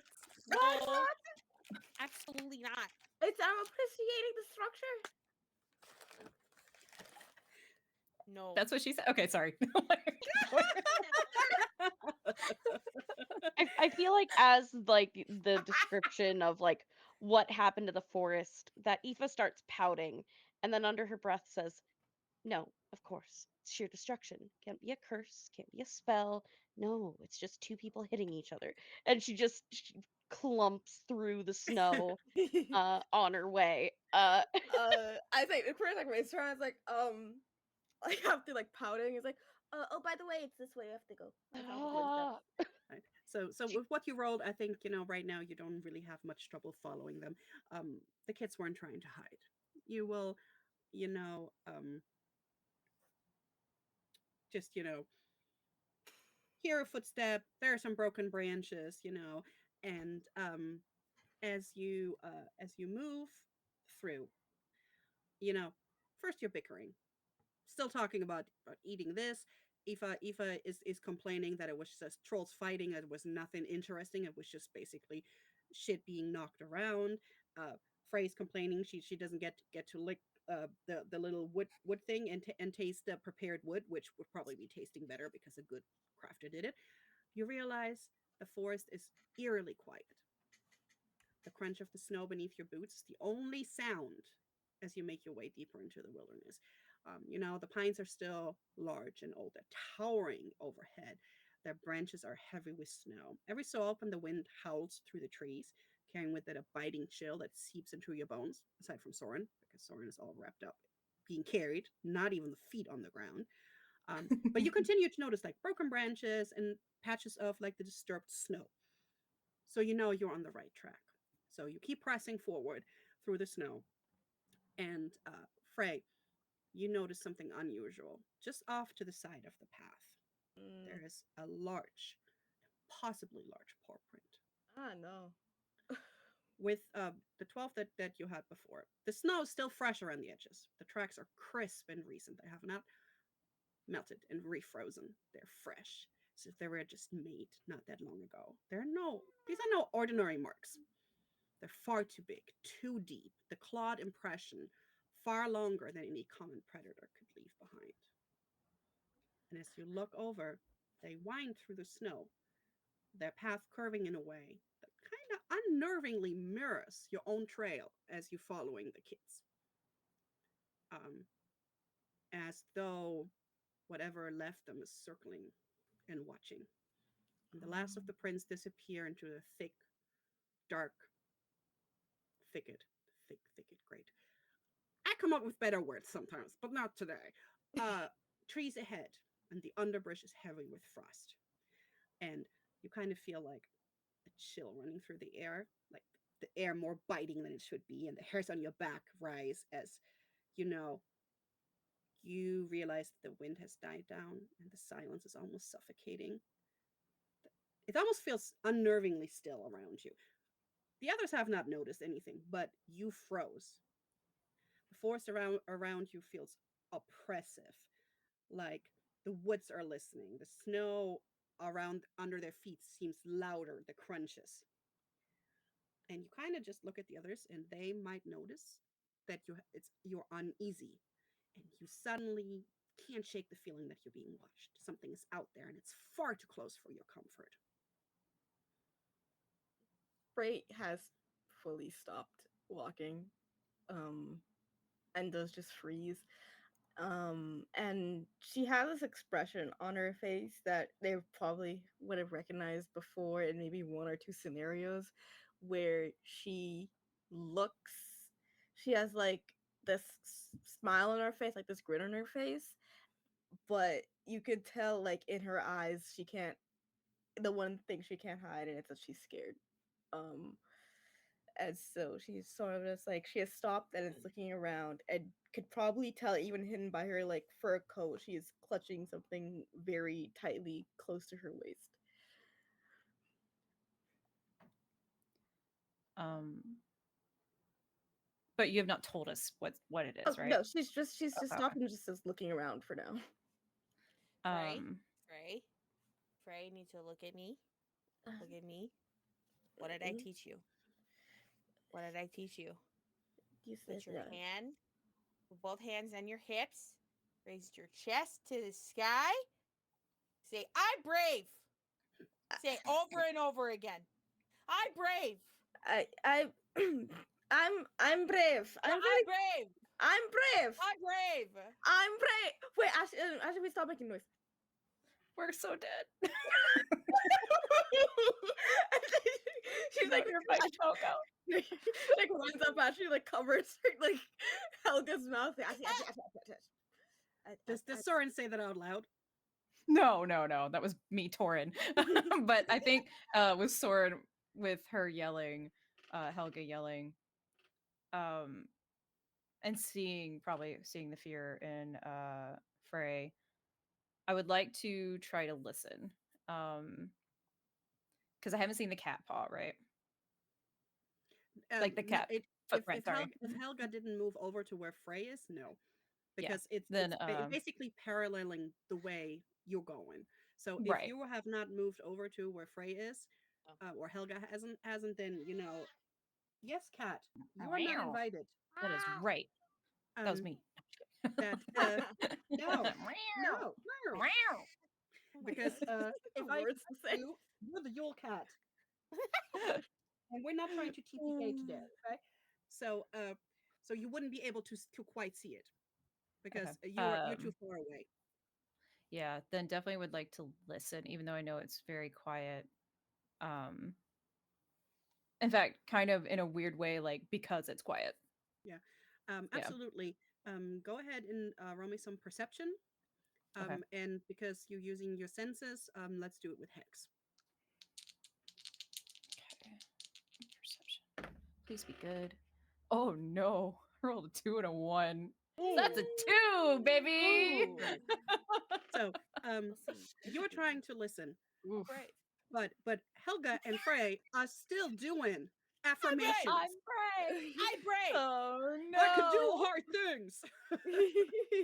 This doesn't scare me. Nothing scares me. You are trying to listen, but Helga is right in front of you, being loud, and Frey is answering her. And what's Aoife doing? Um, I feel like the warning bells are going off Mhm. at this point. Just cute little bells. just little bells. Um, We're in danger. but I feel like at this moment that the walking stick that Oh no. she's been using, she just kind of flicks out, and this large scythe blade comes out and just uh I think she'll just kind of like hit the ground and like it's not necessarily a spell she has, but just like entwine a little bit of magic to grab attention Hmm.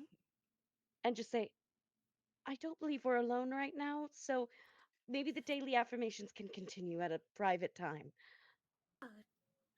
Right. So as you do that, you smack it down to get their attention, and you say, yeah, and you say, maybe we should do it at a different time. Suddenly, you hear the underbrush crunching and breaking, and out of the brush from the direction that the kids were heading and that you were heading, a winter boar charges out of the snow laden underbrush with a thunderous snort, its tusks gleaming like frost coated daggers. Its thick hide is covered in coarse white fur that bristles in the cold wind, blending seamlessly with the snowy landscape. It's like icy, misty puffs coming from its flared nostrils, which each labored breath, and it has small, fiery eyes that lock onto the party with like real intensity. And because Aoife was paying attention, you are not surprised. Um, it barrels towards who would have been in the front, who would have led the way. We know Frey would be Yeah, so would probably Frey. Frey Yeah. would have been in the front, and Frey would have probably kind of turned to Helga. Um, so as it barrels forward, the ground trembles beneath its immense weight, and clumps of snow and frozen earth are kicked up in its way, and they're just thrown all over the place.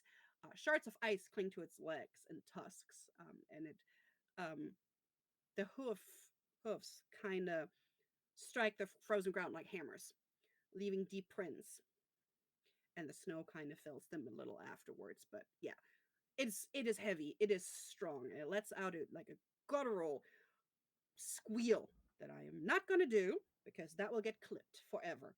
As it lowers its head to charge, and it's aiming its jagged tusks directly at Frey. Its breath clouds the air as it closes the distance, exuding a primal, like a ferocity. It's like it is on you. And it's almost desperate. It seems almost desperate. It doesn't seem angry, it seems desperate. And this is no ordinary beast. It's a creature of the wilds, honed by survival and driven to defend whatever it's defending. And with that, let's roll some initiative. Whoop. Yeah. With Initiative. with initiative, we are rolling a d10 plus mental. Okay. Plus mental. And I am going to try and keep track of it. Yeah. Every day I put this D10 back in the line of dice, and every day I don't remember which one is a D10. All right. The other one rolled well, but no, I trust my dice. Right. I should not have trusted this dice. Dice show. Almost forgot that I got to roll for the Purple board sparkle too. dice are nice today. Ooh. Got my Grey Warden ones. Oh, this is a They're doing okay. D8. Yeah. You can also use one of your percentage dice. That's then easier to see that it's a D10. Okay, here we go. I found, I'm a survivor. You are. And you're brave. And I'm brave. That's the next affirmation. I'm a survivor. I am not going to give up and then I get hit by a board. Who rolled below a 6? All right. How much did Helga? I rolled a 5. All right. Now, then who rolled between a 7 and a 10? Sorry, just to check, what do we add to? You Mental. add your mental because it Okay. is how prepared are you to fight back and act. Then I got You got a 7? 7. All right. And you have 8. an 8. Okay, so Frey's at a 7. I rolled a 6. You rolled a 6. Oh my god, 5, 6, 7, 8. Hey! Wow. Oh. that clearly means good luck and nothing bad will happen. Not sure. Uh-huh. This Surely boar not. is gonna disappear. It's a figment of our imagination. I'm gonna eat the sport. Sorry. Right. So Aoife 8, Frey 7, Soren 6, the boar 6, and Helga 5, which means how much mental does Soren have? How A much? big old 0. All right, Egg. then the boar will go before you. Egg. Okay. It Okay. has It has mental of to. 2. What if it didn't? Why is it All smarter than right. me? So, because Aoife was paying attention, you guys did not get surprised by the boar, whose fur bristles is the word, kind of, you know, get it in.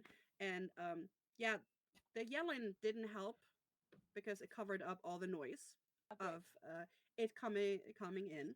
So the first one to act is Aoife. Um, the boar is about 20, 30 feet. Actually, let's see, 35 feet away from Frey, and it is charging. It will, on its turn, it will be able to get to Frey and attack her, unless Frey turns around and runs. Okay. Um, I'd like to make trying to run at us be uh not the best idea in its mind, and I would like to reach into it and cast Terrify. All right.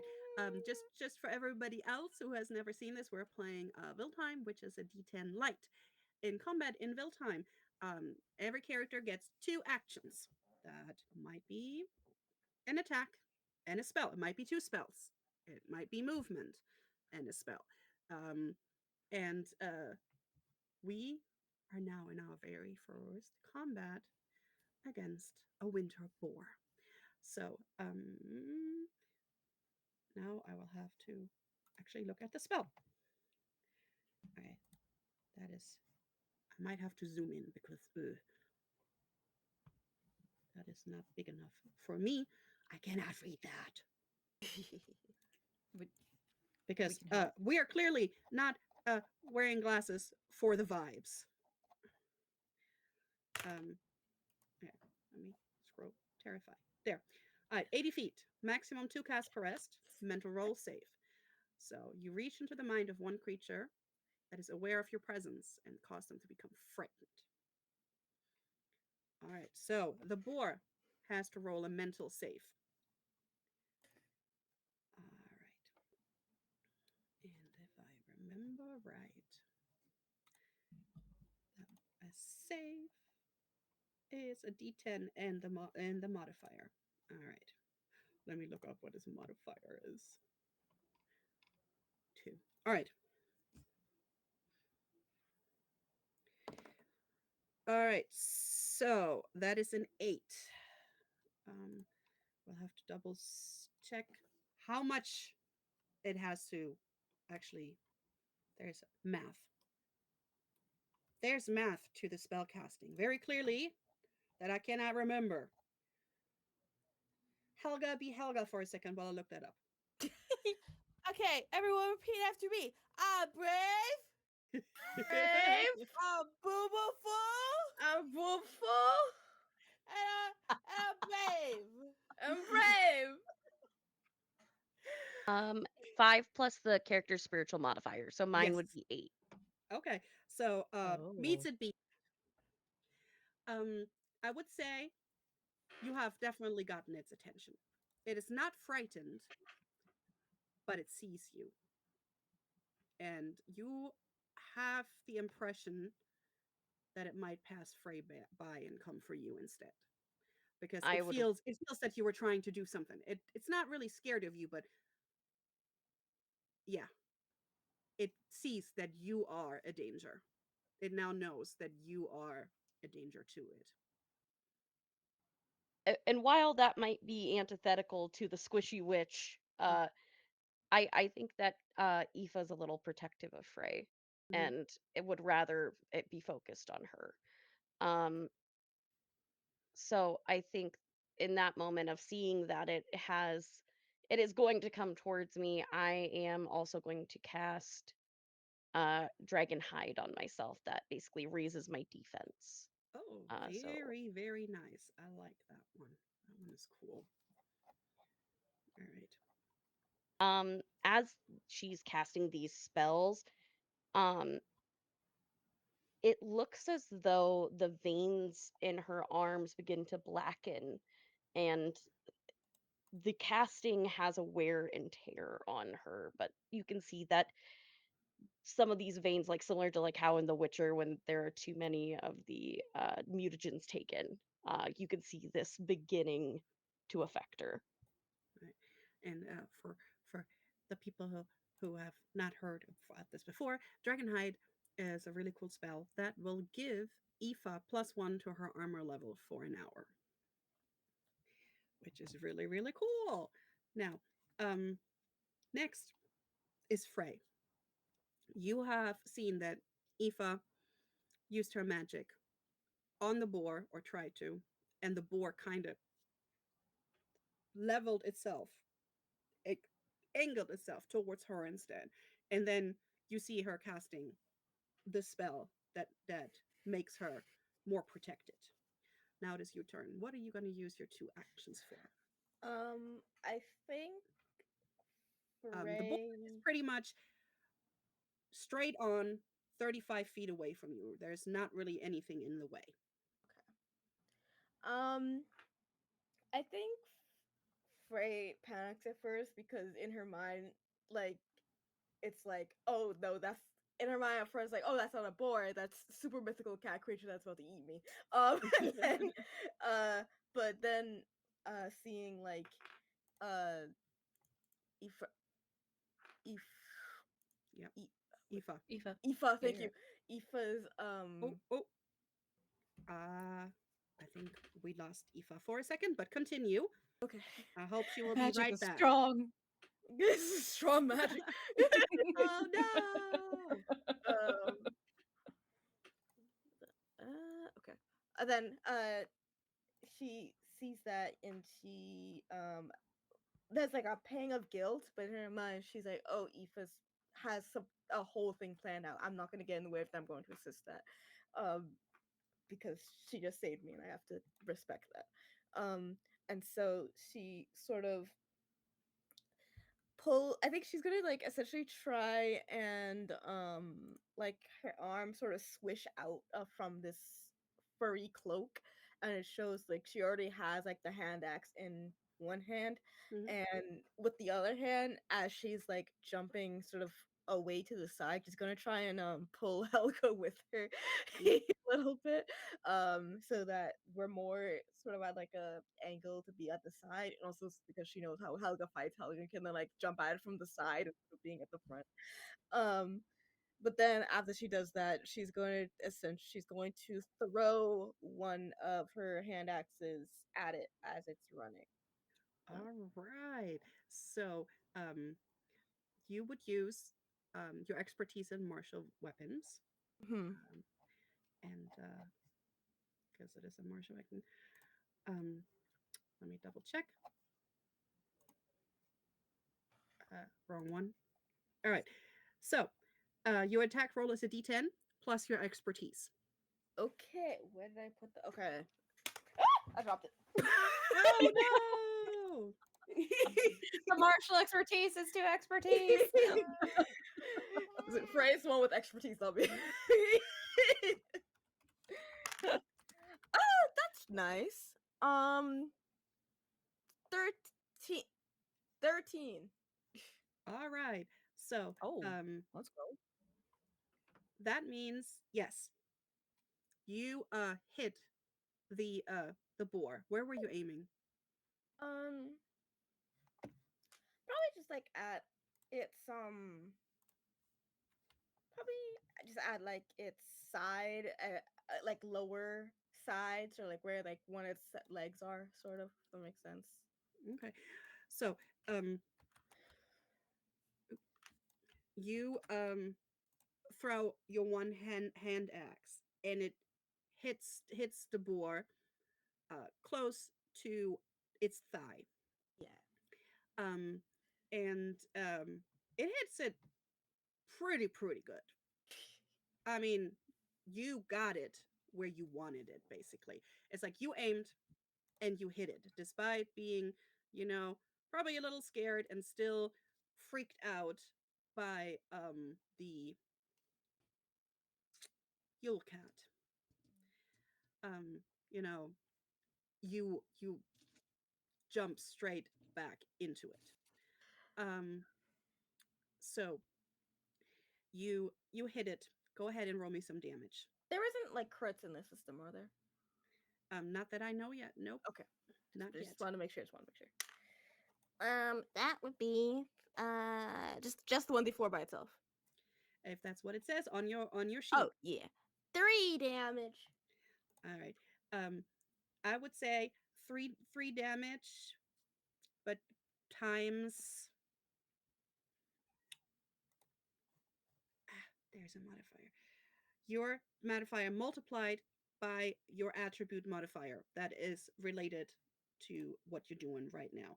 It should be right there on your sheet. It is martial, right? Uh-huh. Should be physical then. Okay. Oh wait, so So it is your times that? d4 multiplied by the modifier that you have in physical. Then that would be the 9. All right. So um you hit it pretty good. Um it does not like that. Um it kind of, probably leans a little, and it might be off course a little bit. It's not like super hurt, but yeah, you hit it good. And with your second action, would you like to throw your second hand axe, or are you trying to really drag Helga out of the way? Now that the Um, boar is already angled away by you hitting it so well. Probably with my second action is probably to just reposition Helga better. Um, I trust I I keep forgetting how to pronounce her name, Mary. Aoife? Aoife. Aoife. I don't know. I keep going to Ephra, and so it's like Your Aoife. Gaelic names are the worst to pronounce, so I apologize. No, I love it though. I just think Tifa without the T. That's how I remember that. You know what? Thank you. I trust in Aoife's plan that she has, and so I just reposition Helga to get her in a different, better position. Is Helga letting her do that? Um, yes, because Helga is still in the mindset of I'm brave. Yeah. I'm brave. I can do hard things. I'm I strong. I'm brave. I'm not I'm smart. scared because they told me not to be scared. So Yeah. that's basically Helga right now. All right. So next it is the boar's turn. All right. So the boar is heading for Aoife. It is coming towards it. It is not gonna, trample or Helga and Frey on the way. It is angled towards Aoife, and it is coming. And while um, it is coming for you, you feel with your spell force Arcana sense, you feel it cast a bloodlust spell, which grants it +1 damage per hour. It just makes their attacks more deadly. Um, so it gets 1 plus damage. And then with its second action, it will try and uses tusks to get you. All right. Which is physical, martial, martial. Where's the martial thing? Oops. There, martial. All right. I organized it myself. Well, it is a 6. What is your Um, armor level now? so my armor level now was a 6, but now it's a 7. All right. Hey. So, Oh, so How is Aoife avoiding getting gored by the tusks? I think she like catches the tusk in that curved scythe Mm-hmm. blade and is kind of like gonna spin it to kind of reposition herself. Mm-hmm. Like using the ice to kind of slide and like do a hair flip at the same time because Yeah, we have to. Um, absolutely, because we're badass. That's yes. why. So, yeah, you hook your weapon into it, and you just kind of swing yourself around with a hair flip out of the way of the boar, um, and it misses you. And with that, it is Soren's turn. Soren, you are still in the sling on Helga's back. Gives you a good jump off point though. The boar is now past you, and I would think it's probably about 10-15 feet. Perfect. Wow. I didn't mean that to be a pun, but let's go with it. Um sorry. Okay. So what Soren's gonna start with is I'm assuming because I've just kind of got my eyes Mhm. out a little bit. Um Not necessarily like a hiss, but I'm gonna try to make it deeper while I do this. And I'm gonna cast Terrify. Um and try to be like and try to make myself like as deep as I possibly can get Mhm. with my voice and use that sound plus my spell where I reach into the mind of the creature and I try to actually conjure the fear that the Yule Cat might instill in something and utilize my wild kin abilities to try to heighten that. So roll mental save Okay. and yeah, All right. And and I will since try to you figure out. are a wild cannon, you're a cat. I am have him roll that as at a bane Yeah, let's go. because you know exactly how to make it sound Yeah. scary. All right. And also, please let me know if I need to roll anything. I Ah, think I'm gonna. all right. That is a 2 + 2. That is a 4. Okay. So That is I you failed. please help me out with this. Okay, I was gonna say because I have spellcasting a 2 and then spiritual a Absolutely 3. So whatever you need. Yeah. failed because it is 5 plus spiritual that Hmm. it needs to beat. So it Okay. would be yours. 8 for me. Yep, and it rolled a 4, basically 2 + 2, Nice. so a 4. So it is now frightened. That's what it is, right? Yes. It is now And frightened. since that worked, or can I tell it worked? Um, absolutely. Okay. You can tell it worked, and since it is frightened, it now has a -2 penalty to mental saves against you, and Hmm. any attack against the object of your fear are rolled with Bane. So if it comes for you, it's going to roll at a disadvantage. It also, Okay. if you now cast another spell against it that takes a mental save, it takes a penalty. Nice. For my second action, what I would like to do is a little, huh? That changes a little bit. Hold on. What I'm gonna do is I'm not going to necessarily move, but I'm going to utilize that fear and like come out of the winter coverings and start stalking a little bit over Helga's shoulder and take a breath and like use that screech again. And I'm actually gonna cast Firebolt Okay. at it. So conjure a mote of fire in your hand and hurl it at one creature of your choosing, dealing 1d4 fire damage on a hit. So utilize my stalking to get that going. All right. All right. And And I am thinking that because it's frightened of you, um, roll that at a hex. okay. All right. So Because just you're make sure again, you do this. you're bringing out the same frightened thing as the Yule Cat. You're using that to be frightened, and you come out with this voice that is kind of probably more guttural than your normal thing, and it's confused. So Mhm. you have a better chance to hit it because it's like, what the Okay. And so this is 1d10, right? Plus my expertise. yes, Okay. your expertise in what you're Well, using, which would 2d10. be spiritual. Yeah. Oh, it wasn't a great roll. So it's 3 now plus my Remember, expertise. Is that just the twice. Did you roll it twice? I did, Because you have hex. All right. unfortunately. I have a 3 and a 2. So with the 3, and that's plus my expertise, I believe is spellcasting 2, or do I add spiritual, which is 3? Spiritual. Okay, so that would be 6 total then. Okay. Which would you hit it, but it does not penetrate the hide.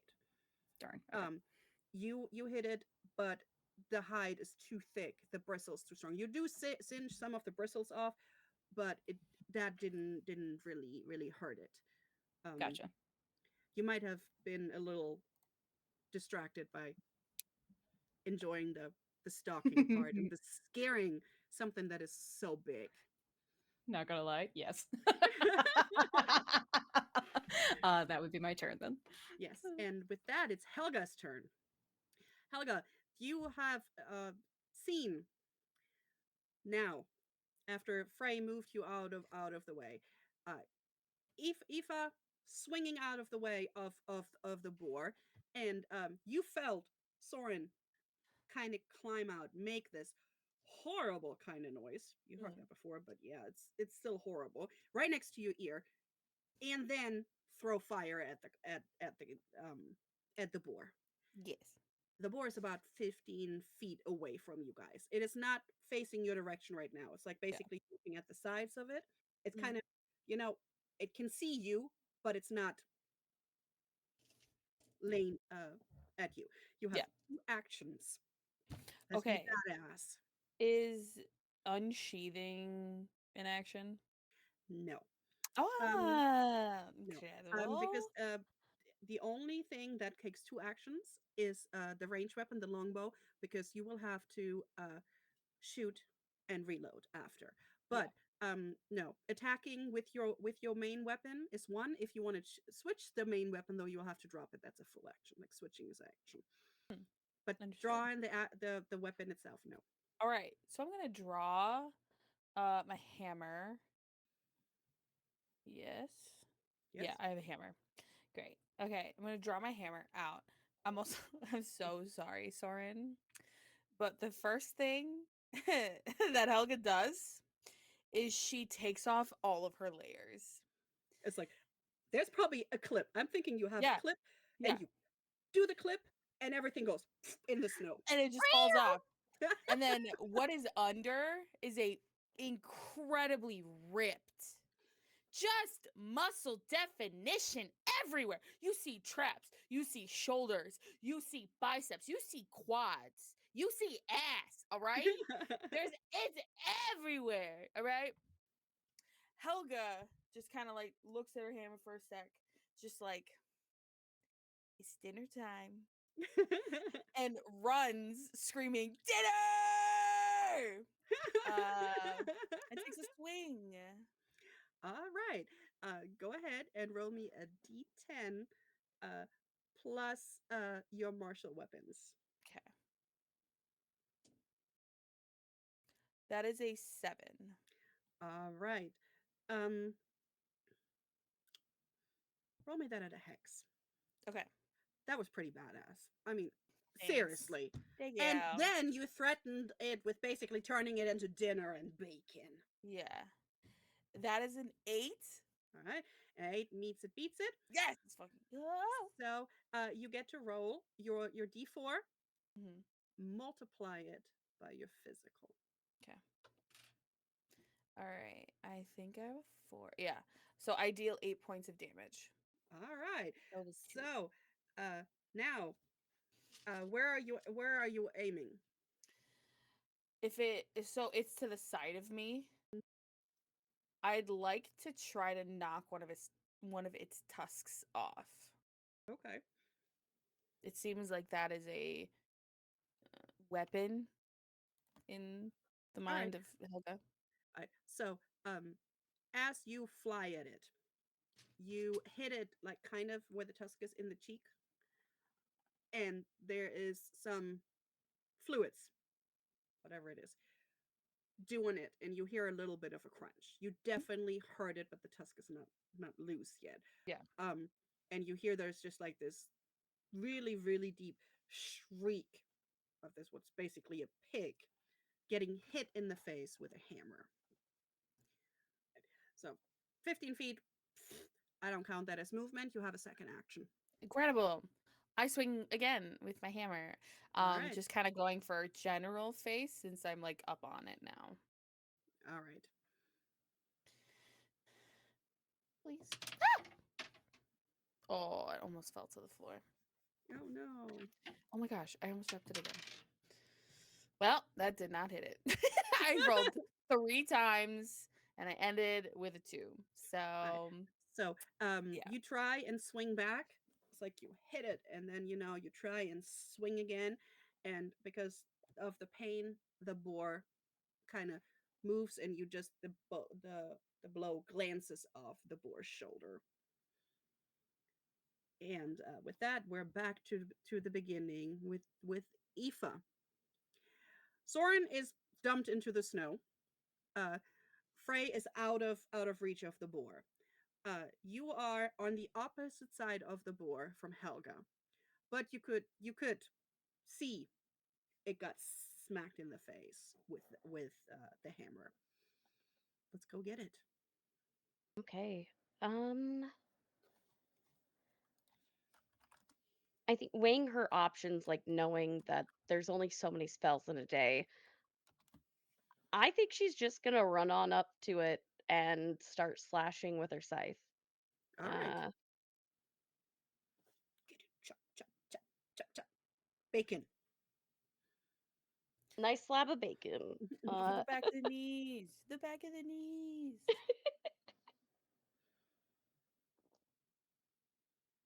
Oh gosh, that is a 1 on the first attack. Oh no! So because you had slipped yourself on the ice around, and as you try and hit it, the boar's face was in movement from the thing, the hit, the blow. That's the word. And as you try and hit it, you just kind of shave off some of the bristles on its cheek as you just miss. But you do have a Right. second Eva, action. don't forget what I said. I'm brave. I'm beautiful. I feel like she just kind of gives a look of at Helga of like, I'm trying. And then she'll just kind of do like the backswing of the first one was coming down, the next one is going up. So All right. hopefully we won't nat Um, one again. hold up before you Yes. roll that. Helga, roll me some gap. Like gap, gap, gap, gap. What do I If you roll? don't have anything in gap, it's just mental. What's okay? I don't have anything. Ow! Sorry, my cat just scratched me on accident. Okay, so is that a D10? Yes. Yeah. Ooh, that's a 9. All right. With that, you give Aoife a boost, and she can roll this with hex. Okay. She is motivated now because she is strong. She is badass. Hey, I needed that because I got a 10, natural 10 for Woo! let's see, that is physical, so that is a 12. All right. Yeah, that absolutely hits the boar. Where you were still aiming as at his face. Yes. All right. Um, we don't really have any critical rolls yet, but do roll me double of the dice Okay. since you rolled a nat 10, and I think that's our first nat 10 of the game. I did roll a 10 earlier, but it's okay. Okay, I would say in combat. There you go. It was also in combat, but it's okay. It was in combat. No. Okay, You're fine. fine. It's Eagle's first nat 10 in combat. Okay, I will roll 2 of the d4s. So 1 and a 2. So 3, and then I have a value of 2 for my martial weapons expertise. So 6 damage total. I thought it was physical that you have to roll. Or wait, maybe I did it wrong. I was it the Right? It is weapon damage by your related attribute modifier. So it gotcha. is 3 modified by physical. Okay, yep, so that's 2 as well. All So, right, so it is 6 damage. perfect. Right. So you hit it and you cut open its cheek, and oh, this thing is tough. You cut open its cheek, and a little bit of leftover food falls out, and it screams. It hurts. So the next person is Frey. So Yo. because it came closer, it's about 25 feet away from you.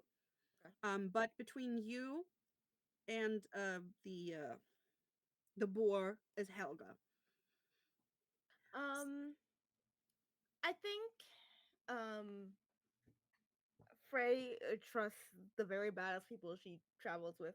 Um, I think actually, if it's possible, I would like to try and like jump up onto like a nearby tree, like a tree branch, because when it was running, it looked like it was desperate, like it was either protecting something or running from something, maybe. Mhm. So Frey wants to jump up to try and see if she can see if there's anything in the outer ow in the outer area or anything from the direction it ran from that's like, oh, that's a bigger problem actually. Yeah. All right. So roll me some athletics to see if you can get up into that tree. Yeah, I shall do that. Hold on. Wow. Okay, that is a, hold on, 9 plus, I can do math, 12. All right. So you badass Legolas style swing yourself up into the next tree. Um, that is, and I'm counting the looking as the same thing. As you look over to where the boar come from, you kind of see under like a hollow tree. You see where its little hollow is, where its home is, um, and as you kind of look around, uh, you also see some dug up frost blaze and some discarded petals because it seems like the boar didn't care for them. But you can see that the area, which is supposed to be like not really lush, but it's supposed to be alive, it's like all of the food is dug up. It even dug up some of the stone pine roots for food. So you look over there and you see where it makes it home. You see that everything is dug up. Everything that it could possibly eat is dug up, and that there's some of the frostblaze petals kind of discarded. It probably dug up some of the frostblaze and just didn't eat the petals. Mm, So you okay. can see, yeah, you're right by its little den. Um, then Frey will make a note of that. Um, and will look down at it like from the tree, like they have sort of like one arm hung Mm. around like a branch holding herself up as she looks down. And she says, so you're causing a bit of an imbalance, aren't you? um, and she will use her free arm to have another action, right? Yeah, you have a second action. But before you do that, let me tell you something else because you rolled a 12 and you looked over there. As you look down on the boar, you actually realize that it's kind of emaciated. It's not as healthy as it should be. It's like you can kind of see the ribs under the under the fur a little bit, and the tusks. Yeah, they're still sharp, but they show signs of wear. So it looks like it had been scraping at the frozen ground a lot more to find food than it normally would. So you see that this is a desperately hungry animal, and that you know there is not a lot of food around. Okay. So it's like the food in the general area, like the forest itself has almost looks feels like it's been depleted in some way. Yes, it That's sort of kind of reminds you of the other glade. okay. That it seems like the food that was supposed to be there is not really there anymore. It's not, or it's not as plentiful as it used to be. So here you guys came, and this animal is defending its last food source. Mm. Uh, then you see Frey reaches like for her another axe in Mm, her at her waist, and she pauses. And sort of just stares at it for a second. These things have to be complicated. And she I think she almost looks like she's about to like go down, mhm. but then I think her eyes fall on Helga and seeing how already in it Helga is, and she's like, okay, and she's gonna try and throw the axe from up down at it, Okay, sort of aiming at like its sort of neck area.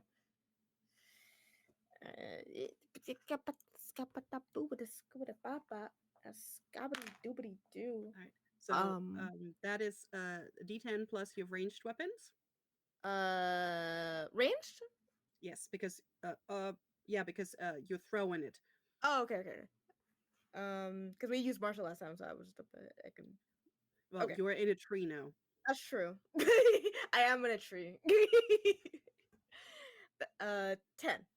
All right. So yes, you have a very clear view of the boar, and you hit it. Roll me some damage.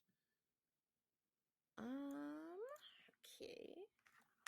Oh my god. Wow. That is 6 damage. All right. So your axe bites into its hide, right? And you can tell it's hard. It's hard. It doesn't even want to be there. But this is its survival. This is the only thing it has left. So it's not gonna back down. It's not gonna run. It wants to, but it won't. All right. And with that, it's the boar's turn. All right. The boar will try and kick Helga. Um, because actually, yeah, because Aoife is right in its face, basically, and it cannot really get the tusks there, so it's going to try and uh, kick Helga. And as it does that, here we go. Aoife, you would feel it's casting a spell again. It is kind of the same way Soren would kind of like poof itself up and make itself more dangerous. It's kind of like putting it down, and it casts bluster, and everybody that is aside from Frey is far enough away. Go ahead and do me a mental save.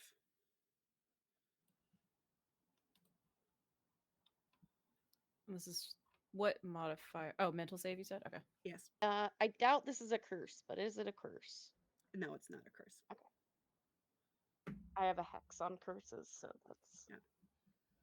I figured not. Oh, nice. All right. How do we do? I rolled an 8.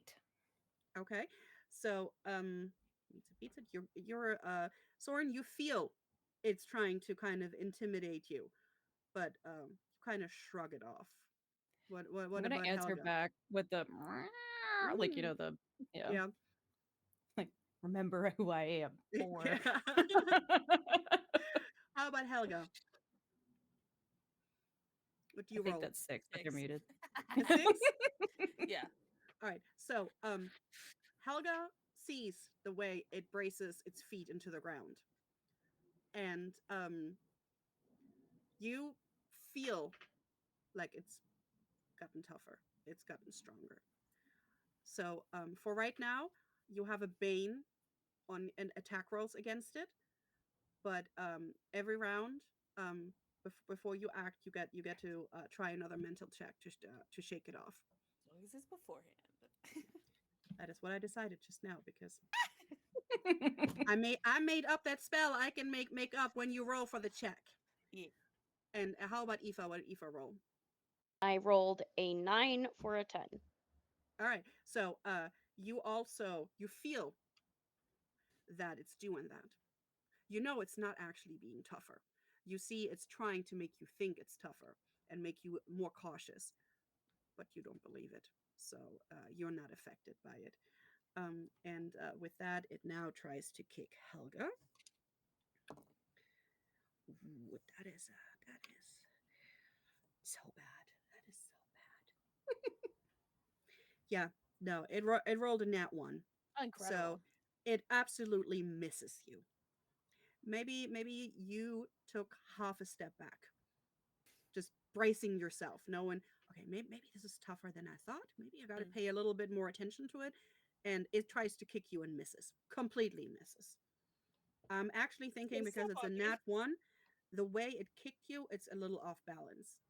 And I'm thinking the next attack on it will have hex, or if it's a save, it's going to have a bane, because it tried to kick you and missed, and now is a little off balance. And with that, it is Soren's turn. Yes, it is. Sorry. I was like, oh, it's hurting, is it? So, as cats do when they're hunting things and playing with things, especially when they start to look hurt, Yeah. you know how their eyes, like, it's, especially since I got tossed in some snow, it's fine. I did nothing wrong. I've done nothing wrong. I think she's a little like kind of using the snow a little bit, and she's covered in all white fur, right?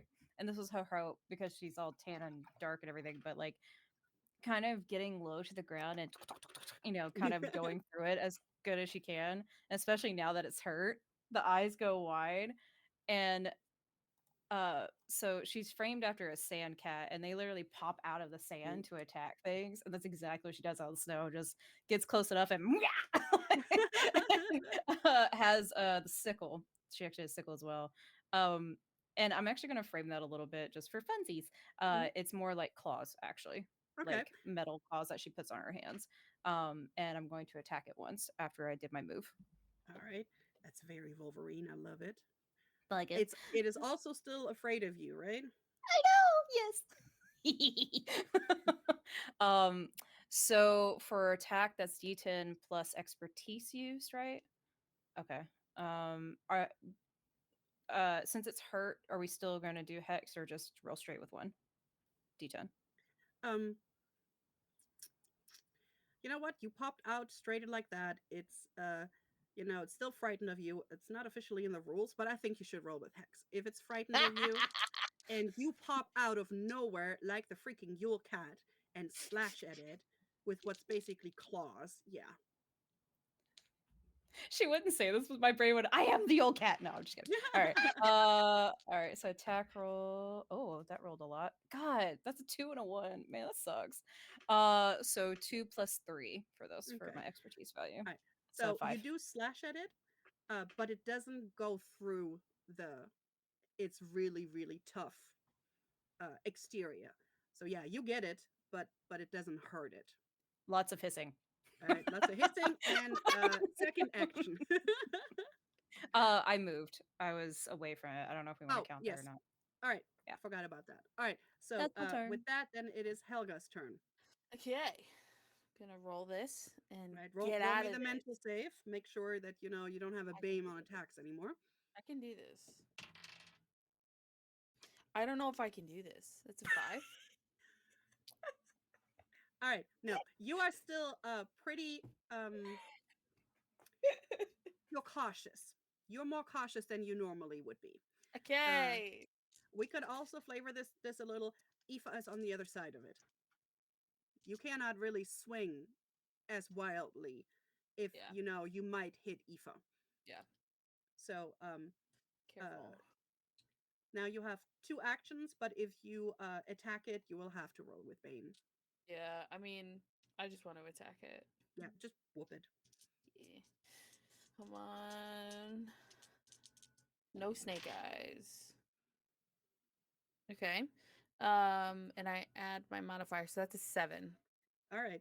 Um, so you do hit it, Yes. um, but it doesn't do any damage. It too No! it is too strong. The hide is too strong. Mm. Let me roll something though. I the, all right. So this dice really hates that boar. Oh, okay. As it tries to catch itself, it steps on your pack, and everything in your pack spills out. What's in your pack? In my pack? Yeah, because you dropped everything on the floor. Oh, yeah, I did do that. There's the like the shavings and like the leftovers of Hmm. the dyed stuff. Probably my journal. Um, like an old picture of my former lover. Let's see what else do I have in there. Probably some like flint and stuff, to start fires. As those are like the things I can think of off the top of my head. Would you keep rations with you? Oh, yeah, I probably have like honestly like at least a day and a half worth. So as the rations, so the rations spill out.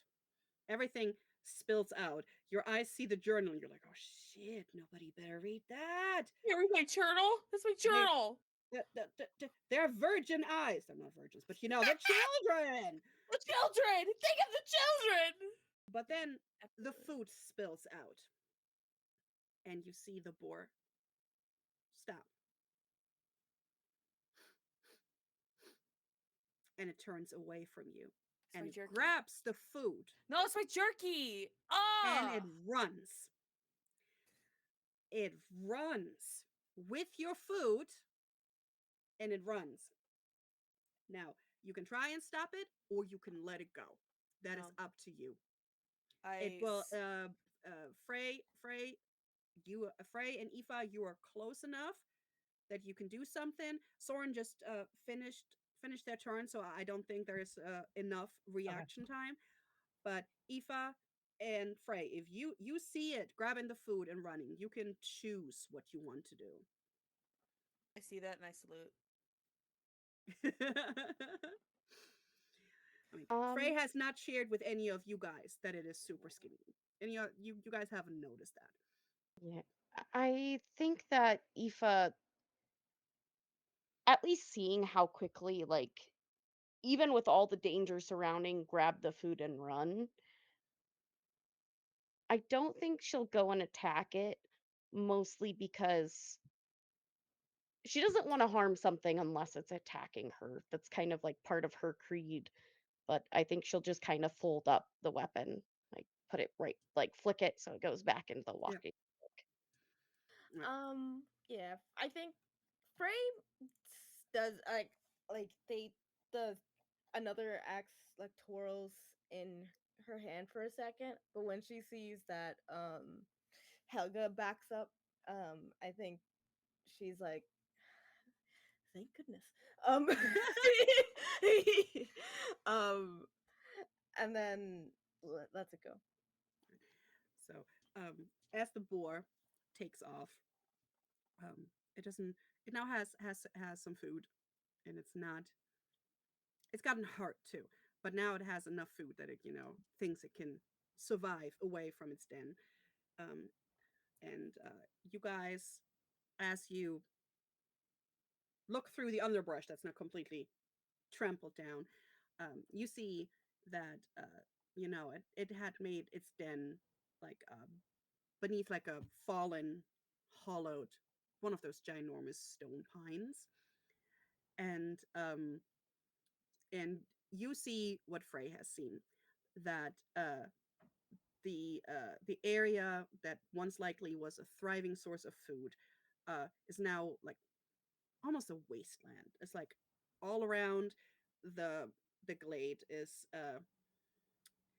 the remnants of root and bark it has gnawed on in desperation. The marks of its tusk clearly on like the trunks of the fallen pines. It's been shaving off the bark to eat.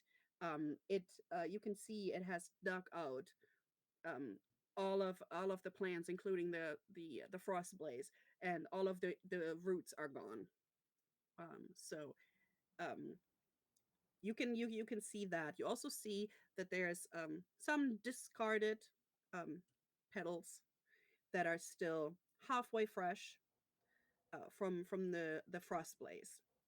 Um, Whoever is looking around, roll me some checks. Um, Freya's gonna share like about what she saw as everybody's like as we collected. By the way, she'll share that she saw that the boar was malnourished, and Yeah. also about like, oh, there's look, there's the petals. Our job.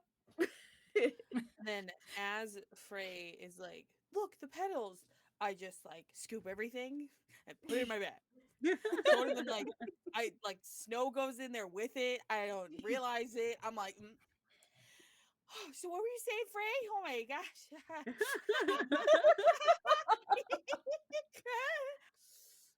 I think Soren is just watching the boar run, like the eyes are wide, like, but I want it. But But they knowing we can. need to do our job, we'll kind of like begrudgingly tear her eyes away. Number one, would love to gather the petals. But number two, looking for anything, of course, like if there's any tracks, are these kids here? And honestly, if there's any way we can save the bulbs. I know the roots are been pulled and everything. If the plant's already dead or not, can we gather Yeah. it in a last ditch attempt? Um, you could probably try, but there might not be enough left. And Yeah. honestly, with the nature rolls you guys already did today, I can already tell you that yes, there is some. He might have missed a couple. Um, and none of them have petals on them anymore because all of that rooting around. And Frey, you would see that everything you see here, and then the boar running with the food. You understand the troll fight has devastated the boar's usual feeding grounds, forcing it like to expand its range and seek out all the scars or scarce resources that are all of here. And it didn't really want to attack you. It's struggling to survive. It was trying to protect what little food it had left close to its home. So it basically has eaten the roots of the frost blade that it normally wouldn't eat because um so because whatever the troll destroyed messed with all of it that it's eating. And as I'm guessing Frey kind of shares their revelation with you guys, you suddenly hear a haunting yowl echoing through the forest. Sounds like Soren's imitation, but louder. It's distant but unmistakable, deep and resonant, and it carries an almost otherworldly quality that set everyone's nerves on edge. Your hair goes up. The forest around you kind of suddenly feels emptier and quieter, as it's even if like nature is trying to be like, oh shit. And then you see that there is signs towards the away. The boar ran one way, and the howl came from that direction. In another direction, you see tracks in the snow, small, hurried, leading further into the forest. And yeah, you can tell. Yeah, the kids were here, and they were likely fleeing the boar.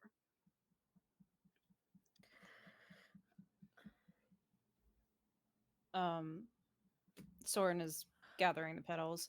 You know, will at least like mark on the map or tell Freya to mark on the map, like, hey, there's some here. Yep, Like there's some surviving plants here, not much. Um, it might come back next year. Yeah, yeah, and just very hurriedly look at everyone. Just, I suggest we chase these kids and get out fast. yeah. So as you move cautiously, like there's like a, they almost left like a narrow trail, the three of them. Um, you know, Soren, you see something Mm. because you know what to look for. You see a set of deep gouges scored into the trunk of one of the towering pine trees.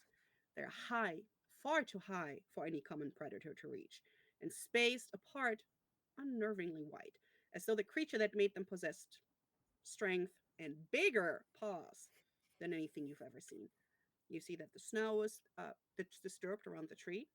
Ground is like uneven and cracked, and you can tell something large has been there, perhaps crouching, perhaps waiting, watching. And you kind of look because you're like, a big old cat was here. You know those scratches. You leave the same scratches, just not that big or that high. Not yet. No, I'm Yeah. just kidding. And you see I need more the marks on the trees. tree, the I can disturbed grow. snow. Whatever left them might still be close, and it's far too powerful. You can't shake the feeling that something was watching you from the depth of the trees, waiting for the right moment to move. And then the boar ran. Uh, we'll kind of turn everybody. Like we'll look at everyone, not say it, but we'll, like eyes here, like eyes bad, um, and just suggest we might move a little faster. So, and as you move, it leads to a small covered, snow covered like cave, like almost a den. Kind of like not as small as a badger den, but not really a cave either. And it's partially hidden by overhanging branches. And as you peek inside, there's the three kids. Sorry, the three youngsters. Um, Solveig, Said it. Bjorn, and Kari. They're all huddled together. Their faces pale and their breath visible in the cold air. They're like huddling under their furs together. And they look at you with a mix of fear and relief. And it's like, ah, we we sorry. We just the boar, and we wanted to, and it came out of nowhere, and we had to run. And you can see it's Solveig that speaks. She looks very much like her dad. Very much. She's also sturdy. She got that brown hair. She got the amber eyes. And she looks at you, and she looks at Helga. She kind of focuses on Helga because she's older. She's more, not maternal, but for her it's like a strong figure. And she's like, we saw something else out there too. It was big and in the shadows. We thought it might. I think it might be the Yola Katarin. I Yes. All right. Yeah. Okay. You're gonna repeat after me. Okay. I okay. brave. I'm brave. I'm Bobafo. I'm what? I'm brave. I'm brave. I'm brave. I'm not scared. I'm totally scared. I'm not scared. I'm If not you say super that again, scared. I'm not if you super say that again, scared. the Yule Cat is gonna come right now. It's gonna Okay, come right now. Literally, sword goes. I'm sorry. I've been great. waiting to do that. It's right there. It's right outside. I'm And brave. I'm brave. I'm brave. I'm brave. I'm not scared. I am not scared. I'm not scared. I will go home. Yes. Helga, Helga, dear, I don't know if the affirmations, as forceful as they are as helping in this situation. However, if we can keep our voices down, the ears in the forest will hopefully not hear us Well, as it's already much. stalking us. It doesn't matter. Okay. The children don't need to know that. So let's go. Are I'm they still afraid. listening? And then as they get up and they come out of the other thing, you see it's Solveig, who is Leif's daughter, and then you see Bjorn, who is supposed to be the son of the Fletcher, the one who's more impulsive, and he is kind of touching shit, all of your stuff. It's like the moment he gets up, whatever he can reach, he is like, "What's this? What's that? Can can I touch that?" Already has his hands on it. And Kari, who's more, you can see she's a little bit more reserved. She's a little more cautious. She's like, "Stop that! Stop it! We gotta go home." I'm literally hitting these kids' hands. Like, if you touch anything, just It's like sorry. Bjorn is not is like, okay. But Kari's like, all right, let's go home. Let's just go home, Bjorn. Stop it. Frey's gonna go up to the I forgot her name, the main girl, Zolvik. Solvik, and reach into her little coat and take out the little wooden figure. Um, and then sort of not really crouch down because Frey's already short. But um, she'll sort of put like a little hand on her shoulder and say, you're all safe now, okay? And her face like lights up like the sun came up, and he's like, that's my papa's, and she kind of just like hugs it to her face. Can we go home to papa now? Yeah, you're gonna go It's home. like they all might be between 12 and 14, but they're still not acting it. They were so scared. So they are ready to go home. And as you lead them, the afternoon turns darker. Um, you pass something that you're kind of gonna try and block from the kids. It's like there's something in the snow slightly off the trail, and I know exactly that Helga would start with the affirmations again to distract them, because you see there's the remnants of a deer that was Oh, that killed was by the boar. something very big. Sorry. I was hoping it was the boar. Nope. I didn't say Oh, that's anything. Go so ahead. funny. The Full boar circle. went the other way, but you're retracing your steps, and on the way that you came, where it wasn't before, there's now the remnants of a killed deer that was killed by something very, very big. It's like deep grooves in the snow lead off into the trees. I'd like to Um, pick it up. you can absolutely take it with you. There's not much left of it, but Incredible. enough for a small person's dinner. Well, Um, would that signify a kill for the night? Probably, but Yeah. So you then they would can rest for the night. you You don't know? know if it only kills one person a night, though. Yeah, but it's false hope. Oh. Yeah, false hope. Absolutely, you're now convinced. So I'm thinking, you can probably get like one shank out of it that you can, Um, take with you. Question. Yep. So I know it's been picked over, but I think like trying to make sure the kids don't see, Yeah. I think that Aoife is going to turn towards it, and I would like to use the spell telekinesis. Hmm. I want to throw something that is very smelly in the opposite direction of where we're going to try and distract. Okay. Like, go over here, not over here, kind of a situation. Absolutely. And I think because you're not in combat, you can do that. No problem. And Helga absolutely is amazing at distracting. She probably coming up with new affirmation that nobody's ever heard before. You We're know. gonna get through the night. Let's go. We're gonna get through the night. Gonna get this solstice. Gonna get to the solstice. Oh But as you keep moving without a word to each other, you kind of move faster. You're getting closer to darkness, you're getting closer to home, and you have this sense of unease, and as you get close to Aska, the night before the winter solstice begins to settle in, the pale light of the moon filters through the heavy snow-laden branches, is casting long shadows across the snow. The children are mixed between fear, it's dark, and hope, we're almost home. And it gets colder. The approaching night, the chill you feel settling in. Soren is probably like, I really don't like this.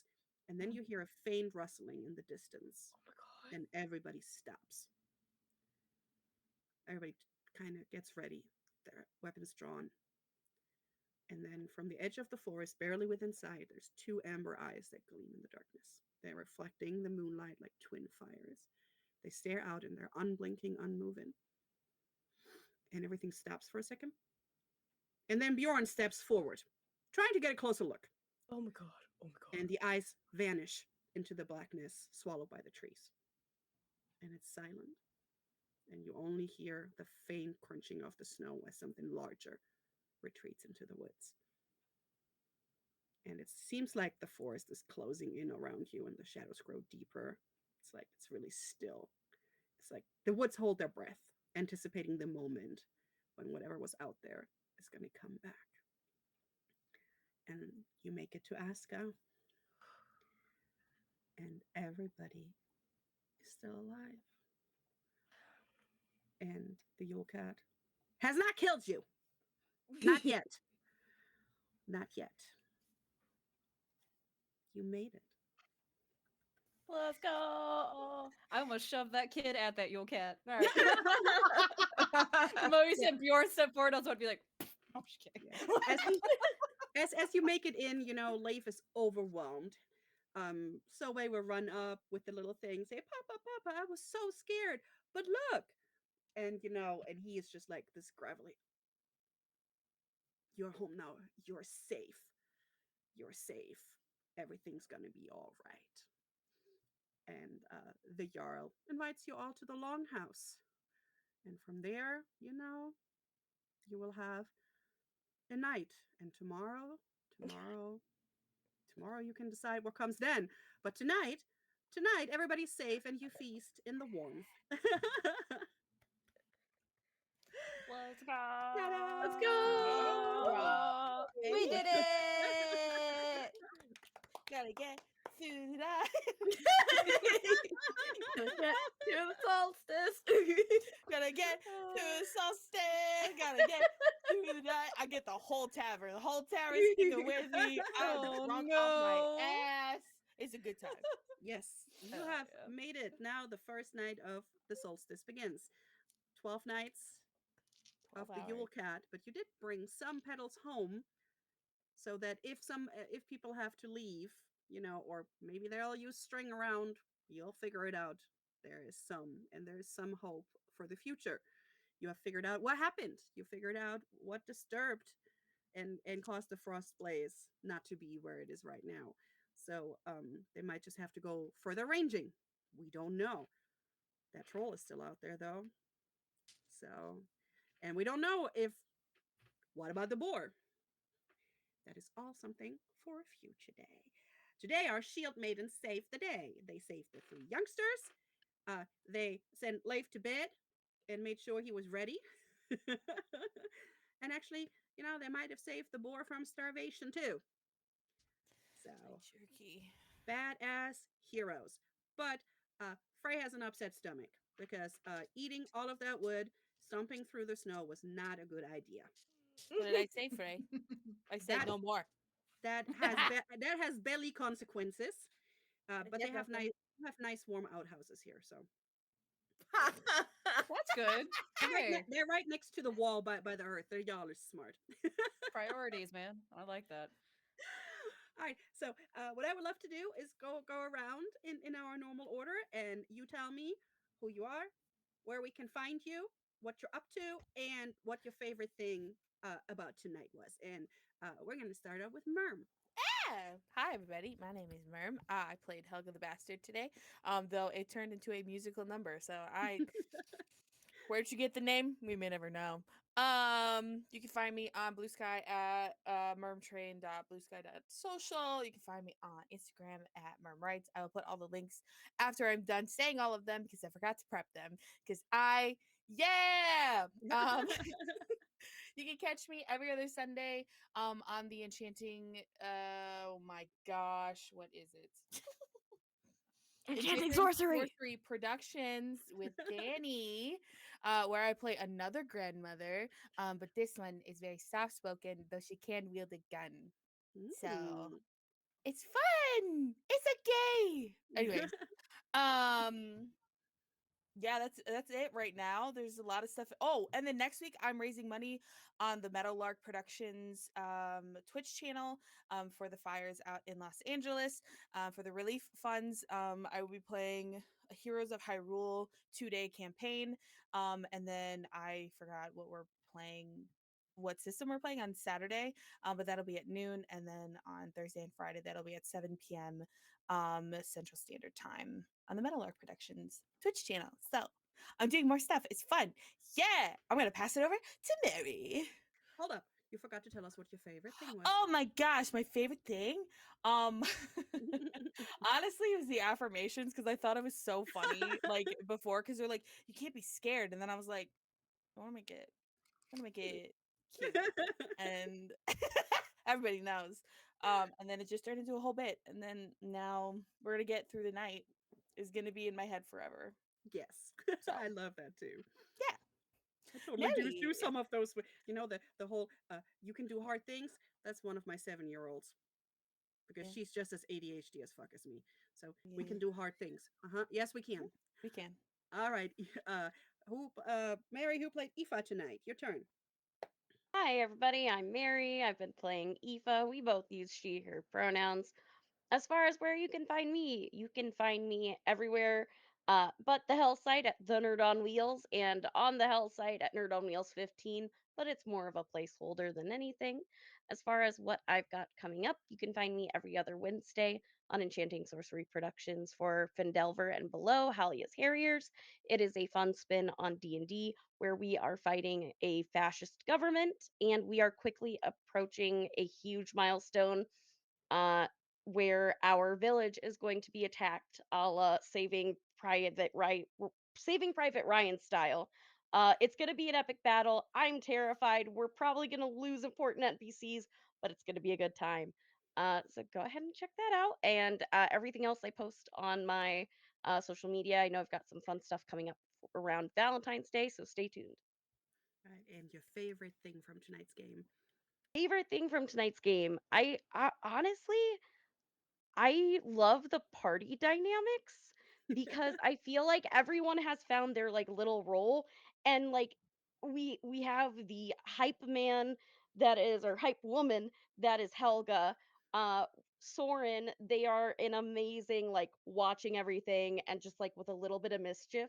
And then Frey being able to like find the little details that we miss and figure it all out. Like I love the world of Vildheim, so like just being able to be in it is what was so much fun today.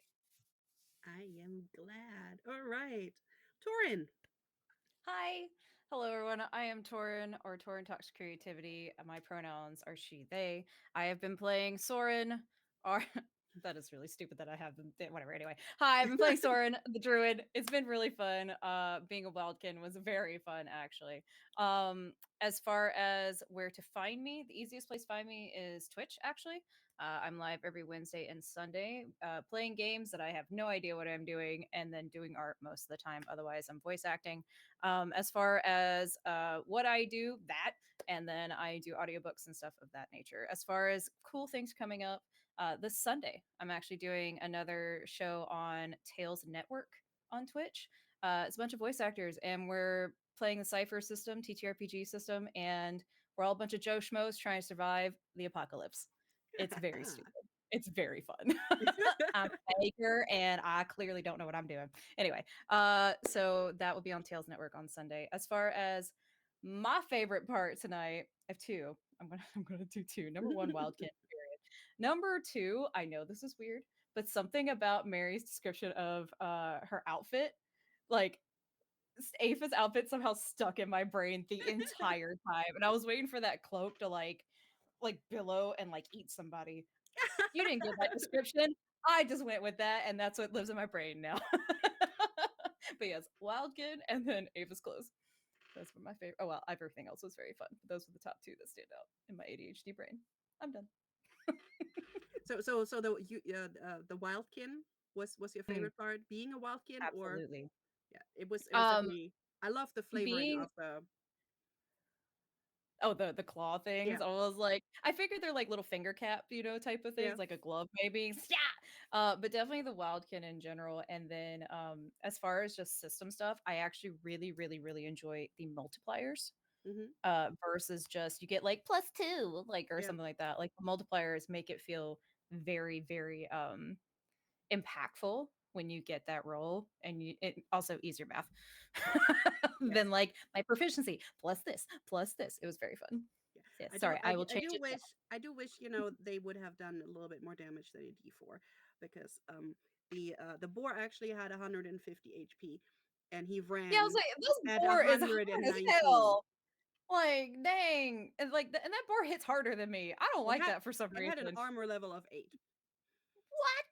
Yeah, So, anyway. uh, But yeah, I'm like, you guys can kill it, but this is gonna take me forever. So, I'm like, Helga has food. All right. So, Danny, you ready? That's me. Hi, it's me, Danny Corner from She They, and today I played Frey. I did the exact same rhyme scheme. Pronouns are she, her. I had a very, very good time today. It was very, very fun. You can find me in other places. Besides Twitter, I'm pretty much Danny's, some variation of Danny's Corner, pretty much everywhere else. On Twitter, my at is at animated pizza for reasons no one needs to know about. And that's probably the best place to find when I'm doing stuff.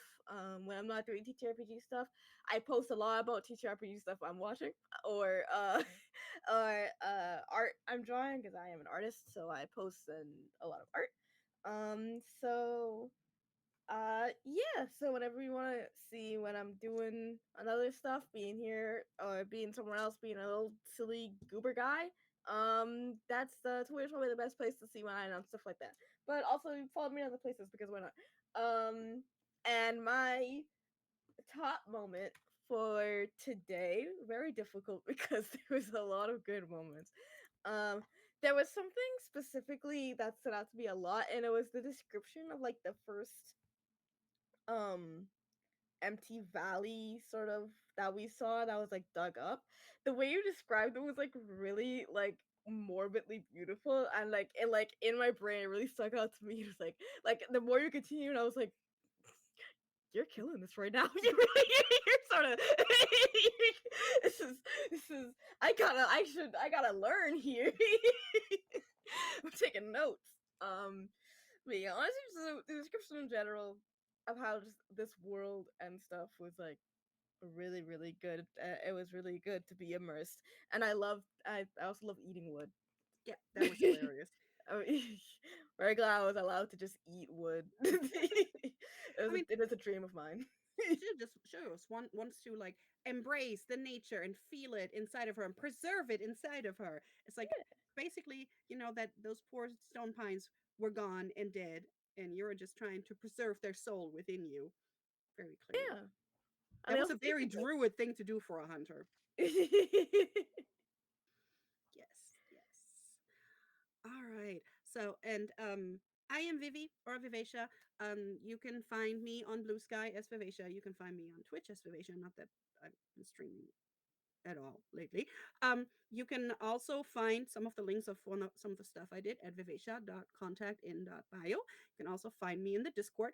And also, if we have troubles with the link in here, I'm going to pop in the Discord, and you can always just hit the Discord and you will find us there.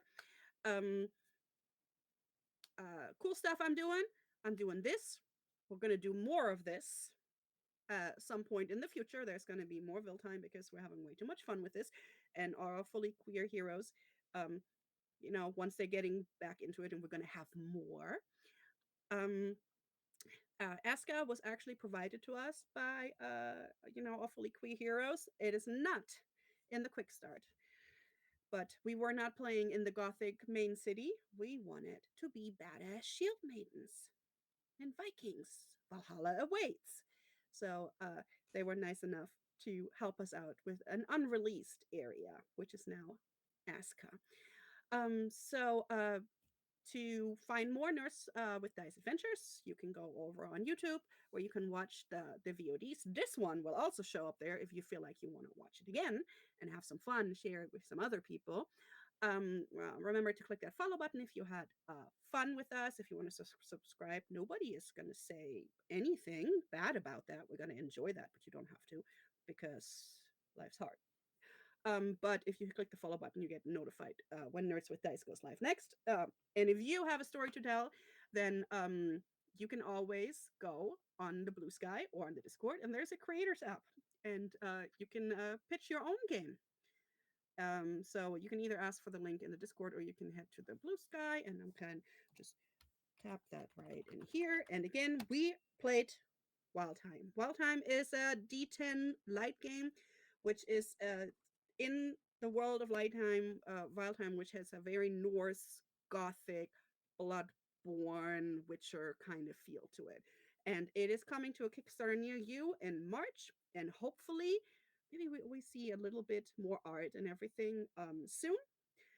All of the overlays are actually art from the game have been provided for us that I really enjoyed, and I think there was actually a new art posted on their Blue Sky. So I hope you check that out. And now I think I have run out of things to say. Aside from um, it's hard to say what my favorite part was because I enjoyed um, the all of it, but I mean, being a mom myself, I love the mom voice. I love the way Helga mom voiced the traumatized father of one of the missing kids into going home and preparing until, his daughter came home. So everything's ready. So that I really, really loved. And I did love that this is a very easy system for the dice rolls to remember. That, we only had to look up a couple of things. It's easier to remember that you don't have to look at it every skill and look whatever your modifier on that freaking skill is. No, if you have expertise, you add the modifier of the skill of the ability, and that's it. So I'm looking forward in doing more. And this adventure was written by me. It came out of my brain. It was inspired by the Icelandic folklore story of the Yule Cat, which in the stories will come and eat you if you do not have people who give you new clothes for Yule, and then you are grateful enough to wear them. So Yola Cottondeer is real. You can look it up, and it has some awesome art. And this is what we did. Was Fangs of Frost and Petals of Flame, and all of these shield masons were way too badass. And now everybody is gonna go to bed. Good night.